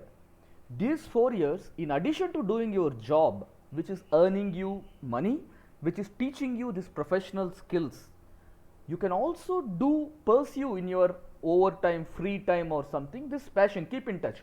I know lots of people who go for every evening jamming sessions. You know what jamming is, right? Music, guitar or whatever, drumming or all those. People who are crazy about music, but they have done engineering. But they have joined an engineering job. Up to 4 years, 5 years, they are working as engineers, but every evening, every weekend, they spend their free time in jamming. That means they have not lost touch with their passion. If at all anything, they know how critical, how important that passion is when they can't devote full time to it. So this is basically what you should be doing. And once you have got this invaluable learnings for professional skills and everything, some money and everything, when you are financially secure, then you can do it. Please do not make decisions on someone else's money. That someone is almost always your parents. How much ever rich or poor or whatever they are, you have absolutely no right to experiment on your parents' money or someone else's money. pardon my French, you bloody earn your own money first, and with that money you are free to do whatever goddamn thing you want to do it. And that is the importance of the first 4 years or 5 years of your career. Most people may not agree with this, but this is 100% practical thing I am telling you. Anyone wants to add, please add to it. Our volunteers, FFE team, anyone, please. Or you have any contradictory things, you can please share.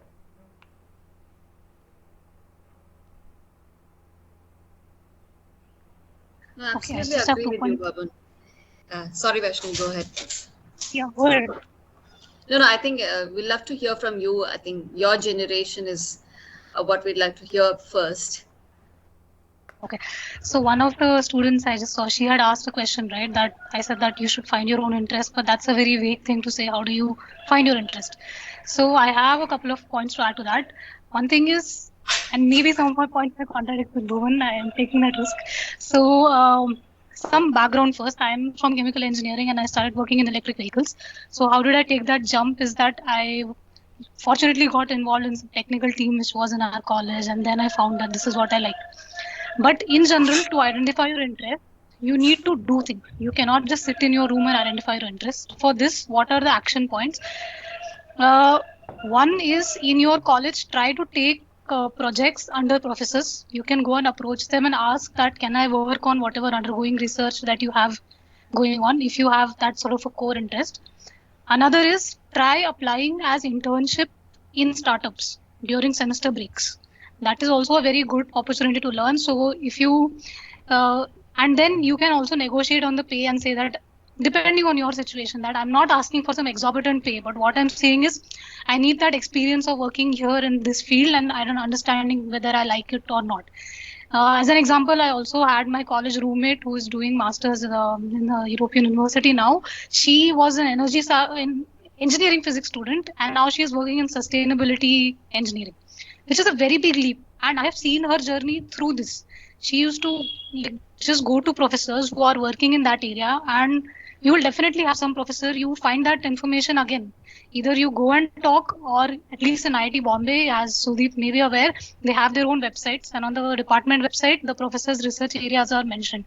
So you should go and directly go to their office. I think if this is virtual, then you have to do all this over mail and try to get a research internship, like research project under them or something like that to identify whether I like this or not. So they can be 2 months or 3 month commitment, but from that you can at least get a direction that this is what I like. You don't need to know what you eventually like. You just need to go from point A to point B. That now I'm in college, what is the next step? And contradicting to Bhuvan, you can always sort of switch ahead. मतलब it's not the end of the world. Like ठीक है अभी मैंने EV में कर लिया तो अब every I have to just continue with this. No, life is much longer than that small time frame that you're looking at. Make sure that you're making a good amount of money. As soon if that is taken care of, you can switch later on. If you build the proper skills, you can switch later on also. But take the advantage of being a college student. You apply to things, and professors will be more than willing to have you work under their research groups and have you assist. So take advantage of that situation and apply to startups and professors. These are two channels where you can get a trailer of the movie. Like, how would it be if I actually choose this path? How would it feel like? So that is one way to identify your interest, and this has to start early on. And you can't start it in fourth year; it's too late. At least third year is also a good place to start. So yeah, you can Wonderful, Vaishnavi. Actually, use your semester breaks wisely. it is actually not a contradiction to mine. In fact, it fits in exactly, because the key point here is whatever you want to do, make a very informed decision, prepare yourself. What I said was after your engineering you can prepare. What you're saying is before. It's even better actually what you said, to be honest. So only thing is, don't make a decision which is guided only by your passion. Be sensible. That's really a wonderful thing, Vaishnavi. Yeah.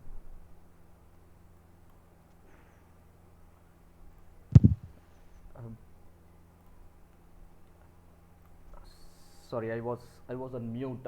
One more question. I think I'm just looking at. I'm just picking, looking at the time. Among the 10 questions or so, many of them we have already covered. What are the basic interview questions asked? Of course, we can always keep talking about the different questions. I think our volunteers spoke about technical, soft skill, and everything. And another interesting thing, what to do when my English is not good?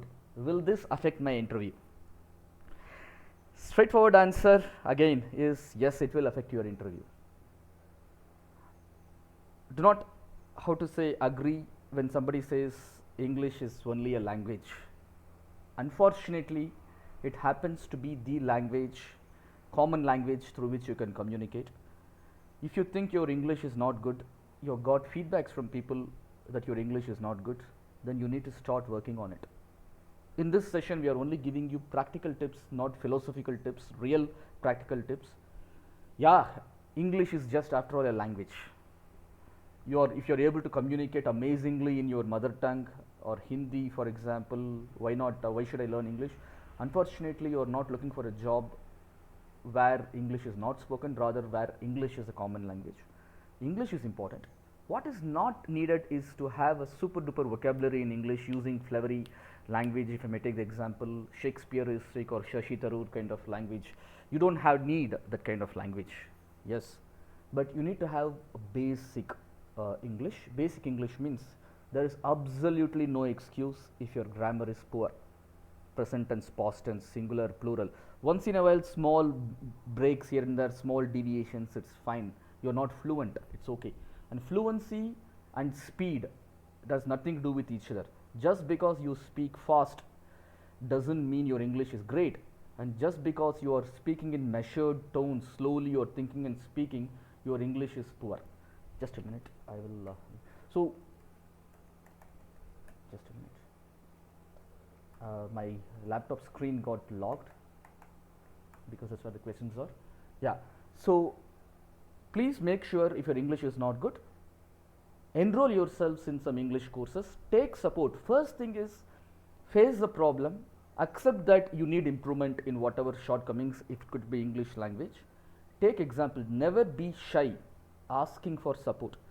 If you don't ask, you will never get. If you ask, even then you may or may not get. But if you don't ask, you will definitely not get. That's true as a student, that's true in corporate. As our volunteers spoke, I remember that they touched upon this, asking seniors and everything. If you don't ask, you will definitely not get. So open up, identify. You have something called, this is one thing you can write down in your notes. Have someone called an AP, accountability partner. Accountability partner is, it could be a mentor, it could be your own friend, it could be your jigri dost also, buddy also. Okay, an accountability partner is someone with whom you can basically share your vulnerabilities, your insecurities. Honestly, you can speak, and you should be prepared to hear out bitter things. At the same time, accountability comes because you commit to this accountability partner. Hey, for example, if Arvind is my accountability partner, I tell Arvind, hey Arvind, you know what? In the next, I am very poor in English. I want to buy this book, Word Power Made Easy. And then I will finish the first 2 chapters next week. And when we talk next week, you can question me. And then when that 1 week is over, you don't run away saying, hey Arvind, I need more time, or I was very busy. Arvind will ask you, are you not ashamed that you committed something you are not doing? He should be able to guilt you into doing it. That is called an accountability partner, but in a good way, guilting you. So please have an accountability partner. If you are comfortable with your friends, it can also be your professor. You can take your professor also, they will be able to help. Do this and work on it. The question came up about English, but it applies to everything else, because you may need improvement in your soft skills, in your technical skills, in your interviewing skills, in your dressing sense. That's why I said next week for the mock interview, I am making it very particular that we mentors and volunteers, we will also come in formals. The volunteers, the 3 volunteers who offered from the mentees side, you also please come in formals. I think all the 3 are guys, so please come in formal shirt, pant, and decently groomed and everything. So this is basically about looking at what is needed, what is there, what is not there, identifying the gaps, and then accepting that you have a gap, and then taking steps. Never accept when somebody says all these flowery things like, yeah, English is secondary, you're not going for a writer's job or something. English is very important. the worst case scenario, you at least need English to communicate what you need at your job. After having joined the job, you may clear the interview with half good English, but in a job, if you are not able to convey what you need, you will not get it. You will not be able to perform your job. Our volunteers, you want to add to it from your experience?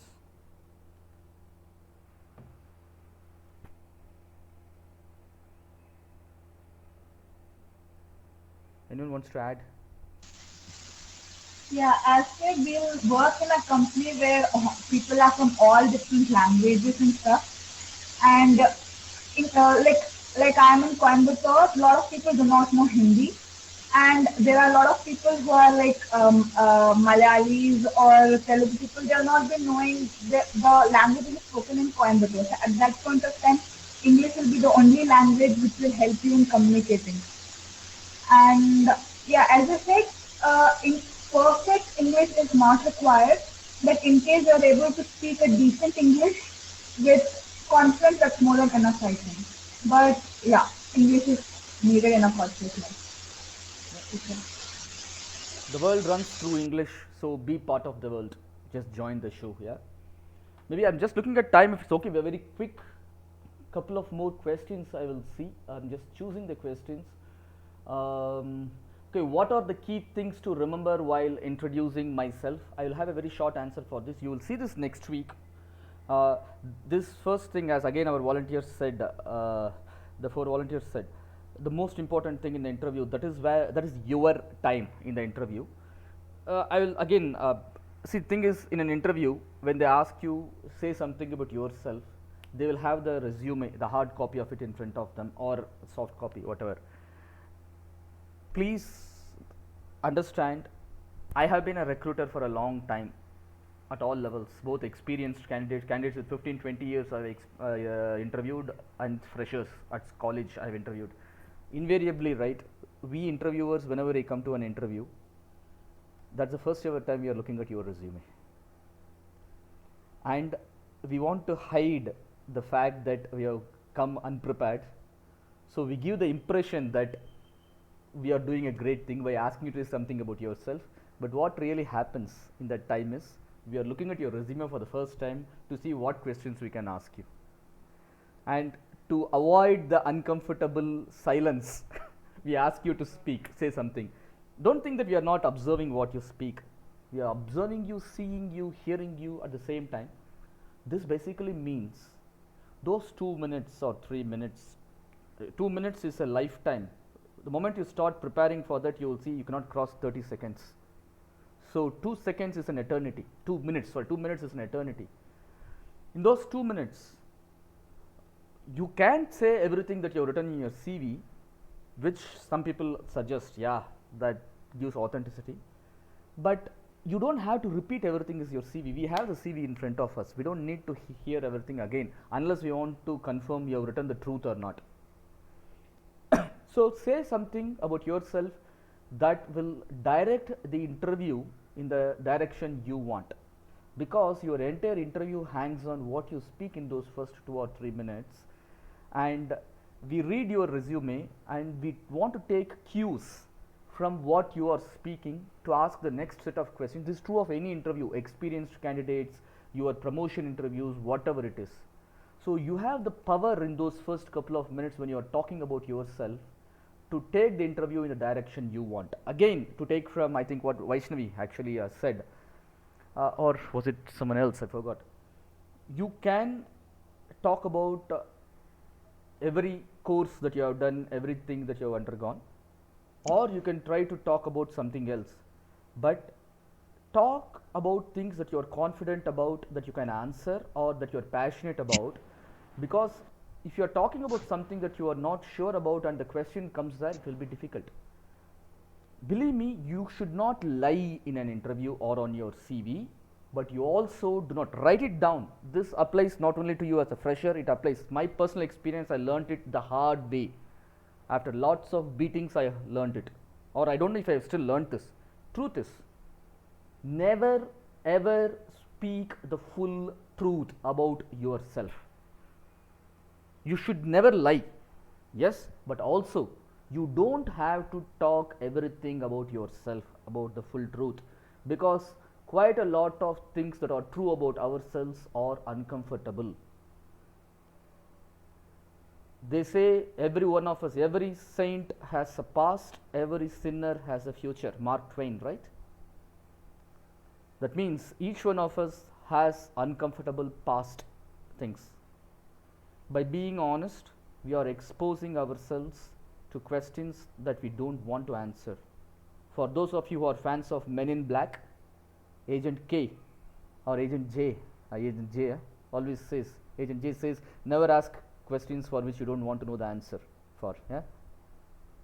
So this is the truth. So do not say everything about yourself, which basically brings us to the key point here.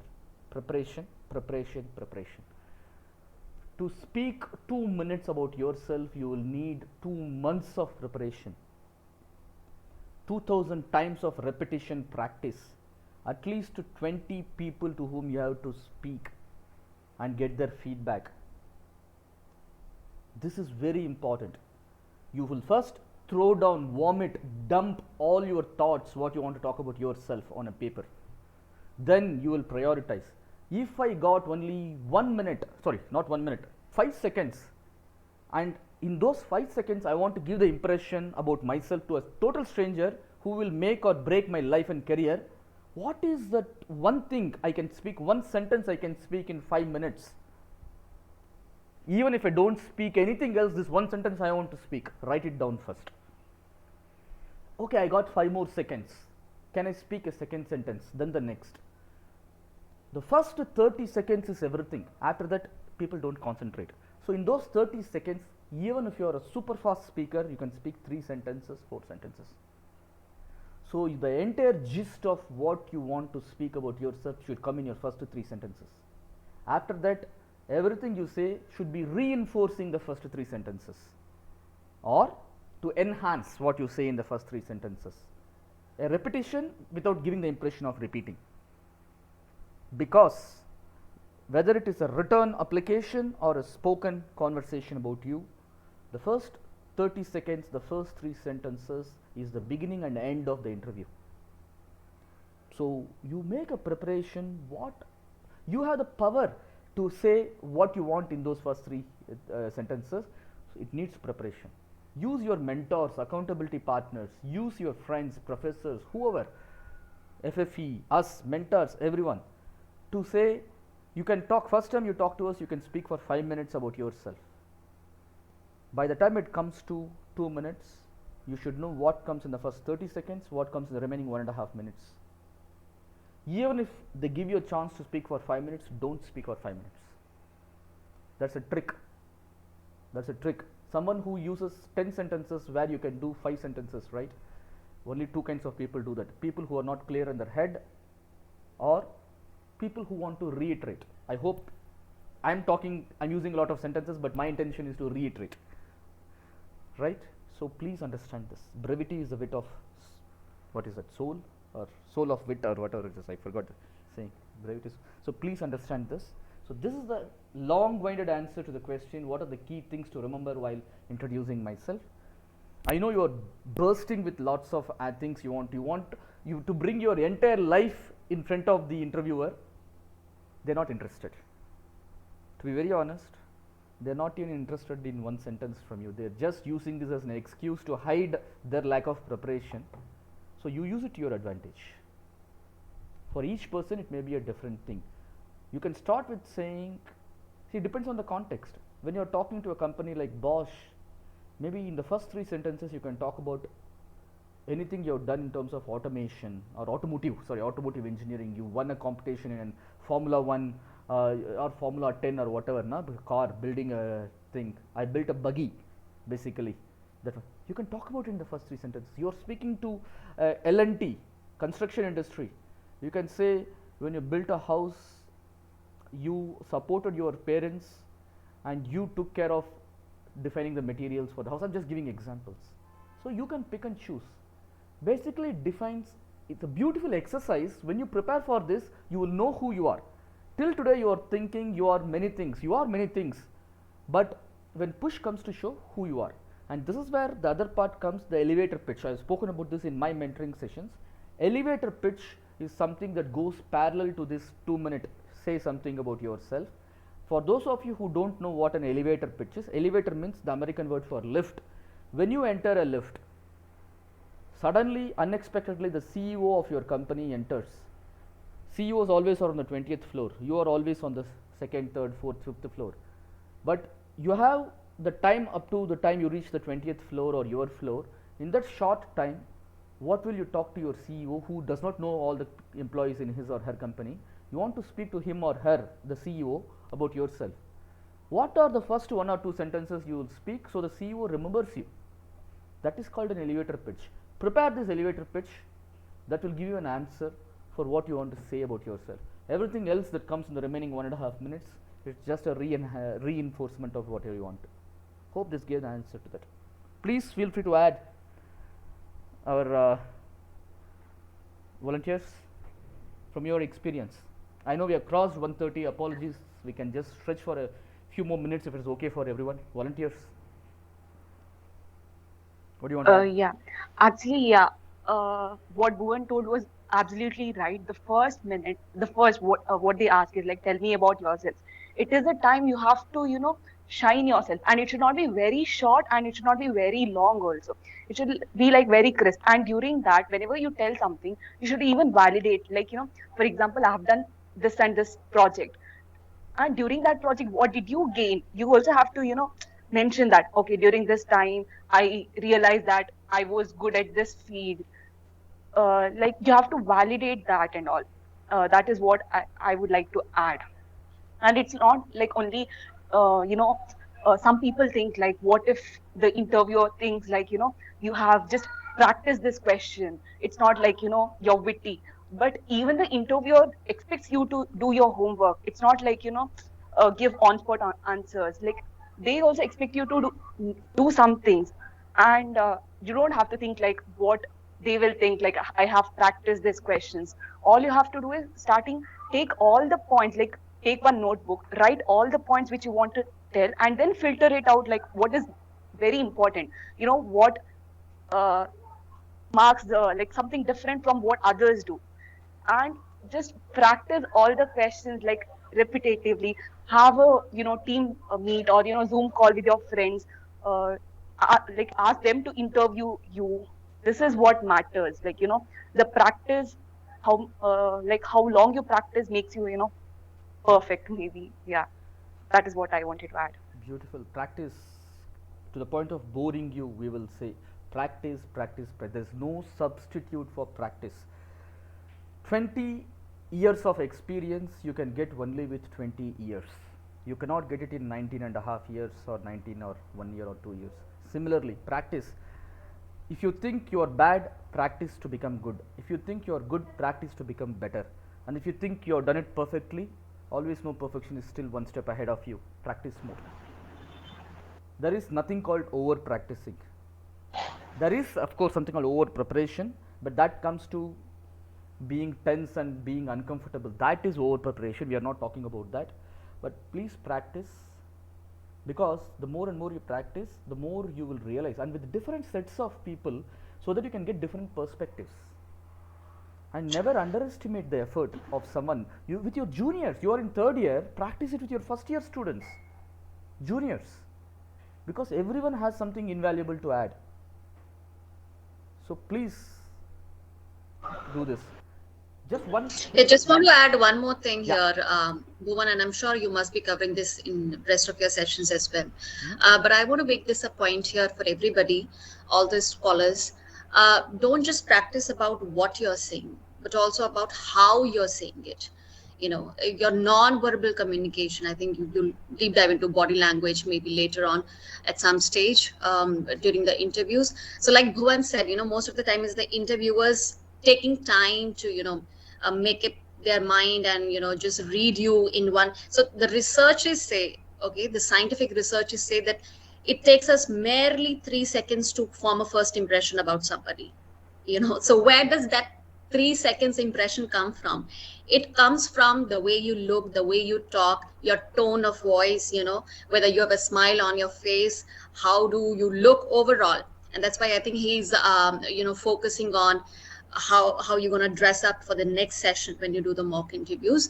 So it's not just about what you're saying. Your content is of course important. You have to write and rewrite and frame it in sentences and in your words, but you also have to practice about how you're going to articulate yourself when you're speaking in front of the interviewer for the first time. So practice on that as well. Beautiful, Tanvi. In fact, just Uh, to, sorry, yeah, I would like to add to it. please, So please. there is one way of practicing that. Uh, you just have to, in laptop, there's a camera video option, right? The first maybe half day before the interview, you just have to, uh, say the answers and record it. So that next time when you see that video, you have to know, like, okay, here I'm going wrong. Here my expression is going wrong. Here my body, expressions is going wrong. So that is how you learn. That is one tip I would like to give. Record yourself so that you can see what you're doing. Beautiful, Yeah. beautiful. When we are talking of recording, also record on your phone only your voice without video, because you will also be able to see without bias how you sound.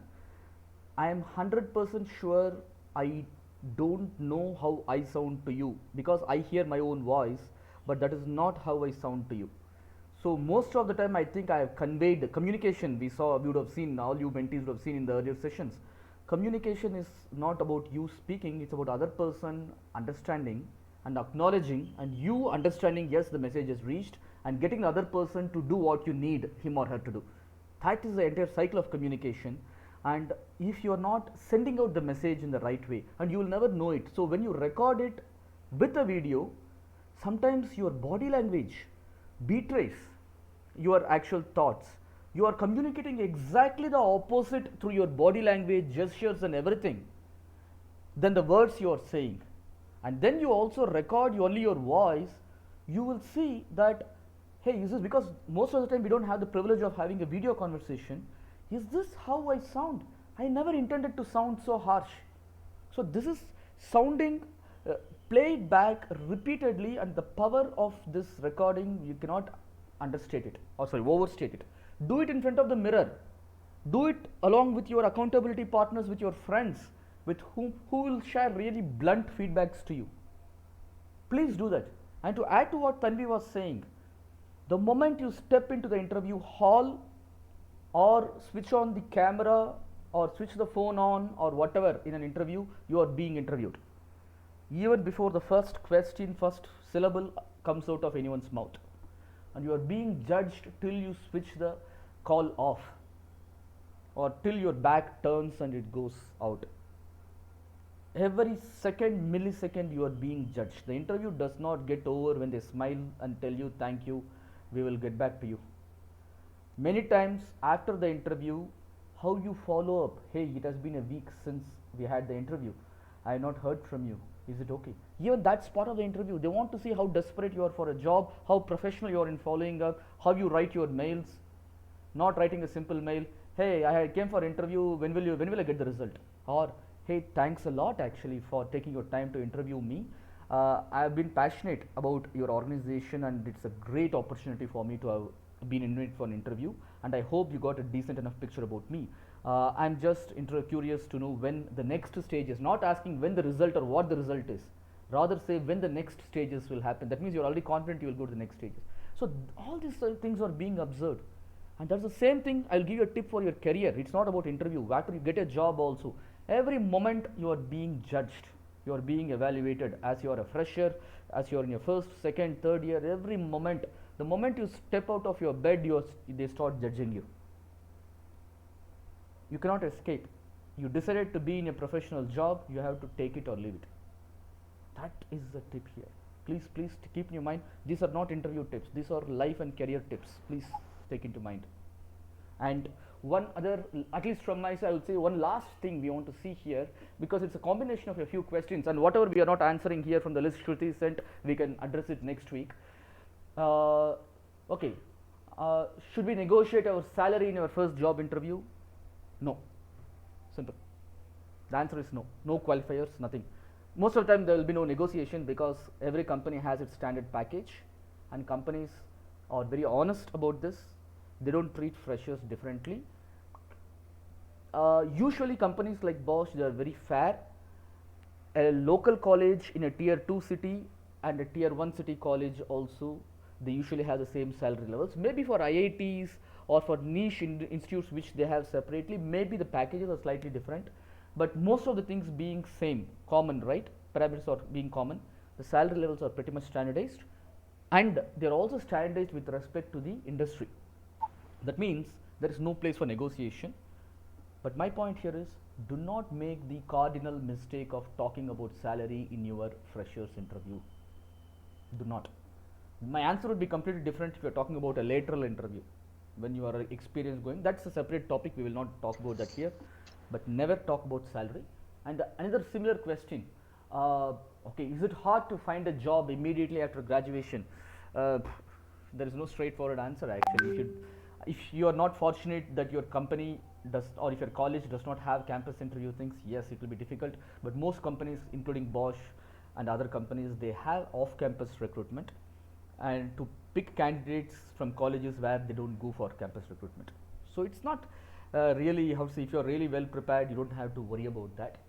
Hard or easy does not depend on others, it depends on you. If you are always prepared, no, there is a statement, I was born prepared. No, if you are always prepared, you don't have to worry about that. And one other short question which we can answer now. Okay, what is the most important information I should include in my resume? The same thing we talked about, the 2-minute thing or the elevator pitch, right? That's a structure. Be professional in your resume. I'll give you only very short tips. Do not use Comic Sans font. Do not use too much of text. Do not use too much fancy graphics also. Have a visual resume, but don't have a paka colorful resume. No, you're not applying for the job of a creative artist or something. Then you can, then also it should reflect your work. But you are applying for a professional engineering slash even medical or whatever field you are professional interview. Be professional. I cannot overemphasize it. Be professional. Your resume, don't use half sentences. Bullet points, yes, does not mean half sentences. A person who cannot take the time to finish a sentence, he cannot be trusted to finish a job. End of story. That's the shortest story I can ever give to a professional. Okay, so content of the thing, again, run it through your well-wishers, professionals, mentors, everyone a few times before constructing the your resume. I've seen quite a few of your resumes, not bad. It's decently, because you use templates, you use standardizations, you copy from someone else's, which is all okay actually. And another last of the short questions, is it okay to take a gap of 1 or 2 years after your graduation? How will I answer this question? This ties in similar with the other question, should I get a job only in my area? My answer will still be the same. Why do you want to take the gap? If it's an unavoidable thing, family thing, fine, you can't see. If you can't avoid taking a break, you can't avoid. Question is, how do you want to put it? I've actually got resumes from CVs from people who after graduation have not had a job for 2 years. They give everything, my passion I pursued for first 2 years. I say, yeah, it's all okay, I know what you are doing. I always take it with a pinch of salt when people tell me really interesting reasons why they will not, why they did not have a job. For me, when people are transparent, they say, hey, one guy said, I was preparing for civil services examination. I prepared, I did not clear it. 2 years I tried, now I have given up. I'm getting aged and I also have family commitments. I respect that. And many times I personally have pushed those applications out of turn with my teams to pick them and not to look at these 2 years as a break. That's an investment. One person even said, Bhuvan, I went to army recruitment. I prepared seriously for 1 year for my SSB or for army recruitment. I did not clear it because of my eyesight. And now army recruitment thing is gone. My 1 year of life is a waste. I say it's not a waste, it's an investment. You know how much I would kill to have someone who prepared for the armed forces in my team? Because you know the value of discipline, you know the value of many things which others don't know. So be honest. The question here should be, if I had for unavoidable reasons a break of 1 year, 2 years in my resume, after graduation we are talking of, because you're all still students, how do you want to address it? One thing is being honest, but other thing is how you put your honesty. If you give the impression you don't care about your career, sorry, actually, then we don't want to take you in our company, in my team. So give the impression you do care and you have a valid reason. It could be you are pursuing your passion. Great, I want to be a guitarist. I tried lots of auditions. Now then be prepared for the question. Okay, fine. 2 years you wanted to do this. What is the guarantee after joining, after 6 months, you find this and you don't leave? I was preparing for higher studies and I did not get through. So now I want to join and do what? Prepare again, and then after 1 year you leave? Maybe yes. Here's a tip off the record. Please don't say this in your interviews, because more often than not you will not be selected. I'll be honest, I will not pick you for my team 5 out of 10 times. The other 5 times I will still pick you, because that 1 year what I can get from you is still good enough because of your thing. It's still good, but try to put it in a positive way. Whatever you're doing, one extreme lying, the other extreme being too truthful. Try to have a balance how you portray. So these are the questions. There are some other questions which we can address next week, because they'll be tying up with the mock interview. One request is take the next week the mock interview very seriously. Of course, with your volunteers, I will have a pre-mock. I think I scheduled a session already. I sent the meeting request. We'll have it during the week. And for the mentees, please come up with your questions. Those 3 volunteers, I'll try to have a call with you. Come prepared with your properly dressed, groomed, and everything. So any last questions before we close? We are now 20 minutes past time. I want to respect the fact you are all here on a Sunday. So any last questions, guys?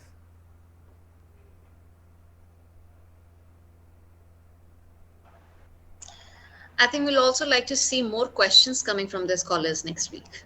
That's one feedback from my end too. I think, when we are asking you to, be ready for your interviews. Interviews is not just, again, it will not be about one side communication. Your interviews also, you'll be expected to ask questions in your interviews as well, right? So I think the practice for that begins here. So next week when you come prepared with your questions as well, and don't be shy of asking. Beautiful. Question can be anything. In fact, this is the other side of the interview. As much as first when they ask you, say something about yourself, and the other side, the extreme end of the interview, they always finish it, do you have any questions? It's really atrocious how many candidates they simply say no. And dead silence after that. We don't expect to get such a quick no. And sometimes they'll be smiling and say no. We expect you to ask stupid questions, still fine. At the least you can ask, when can I hear back from you? And our answer will be, you will hear when you hear. It's okay. But please be prepared to ask. Prepare for any questions to ask. You don't have to ask about your salaries or something, but be prepared. Maybe some questions about the company. That does not reveal that you are not prepared or something, but say something interesting. Hey, I know you are also venturing into Industry 4.0, blockchain, IoT, and all those things. Do you think? If they say, yeah, it's a very big topic, maybe 1 or 2 sentences. Because yesterday I'll give you very quick before we close, very short experience from yesterday. So yesterday I was with GCT, the Government College of Technology at Coimbatore. The reason why I rescheduled the session, sorry for that. And basically we are having a set of interviews for 20 candidates. And it was basically for Bosch awards. We needed to select a few students who will be given financial awards from Bosch based on their family situation and everything. So same, always there were candidates. I was interviewing the girl students. We split it because the awards were equally distributed between girls and boys. So I took up with another person the girl students interviews. You could see actually all of them were deserving candidates. All of them were from financially not so great background. All of them needed that money. But we had limited set of people to whom we could give. And there are people whom unfortunately we could not select, though they were in a more desperate situation who needed the money, because these people who got the award, they clearly indicated what they would be doing with the money. That will be really this thing. And they also talked about, we could see inside out. In that short time available, these children, at least I will talk of the girl children actually, and surely in the other rooms the boys, those children also, these kids, sorry I'm using the word kids again, these kids were able to give a picture about who they are as people to us. They could make us connect with them. This connect is really important. So we could feel for them more than what they spoke. And this connect is at the end of the day not only for interviews, for anything. At the end of the day, this connect is what basically defines whether you get the job or not. You may have 10 years gap in your resume. You may have spoken the horrible most of English. You may have screwed up really by giving the wrong answers to certain technical questions, atrocious answers. But still you may get a job if you are able to connect with the people. That connect is something defines what you are as a person. But good, actually Tanvi brought this trigger about questions. It all depends on, are you serious or not? That's basically what defines you. Yeah. True. So I think, Bhuvan, a lot of them must have gotten a taste of how the interviews really look at, from the interviewer's perspective, from the interviewee's perspective, from the volunteer's mouth. You have heard it all. So I think next week, I'm sure you will have a lot of other questions. If you do not have, maybe you can do your own research and come up with some questions. We'd like to take as many questions as we can, because I think that will definitely clear your doubts about it, help you prepare for your, and this is the right time for you. All of you are in third year now that you start sitting for your interviews. You will have a lot more information than any of your other peers would have, right? So like I said, you're investing time here. There should be some return of this investment of your time, our time, women's time, and all the volunteers' time.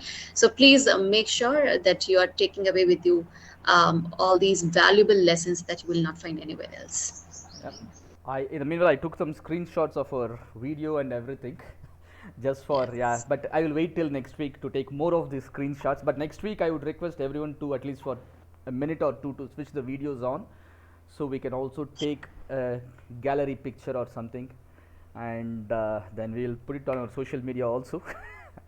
But this is really nice. Thank you very much, everyone. Again, come up with questions next week, and yeah, we can close it if there are no more questions for now. We can close. I really thank you all the time for first of all the mentees for joining, FFE for facilitating, and best of all to our volunteers. I think Purnima just left, and to all the volunteers for preparing first of all and for volunteering your time and effort. Thank you very much. We'll be in touch. Yeah. Thank you, Bhuvan. Thank you very much. Thanks, Thanks, Arvind. all the best. Thank you, Bhuvan. Thank you.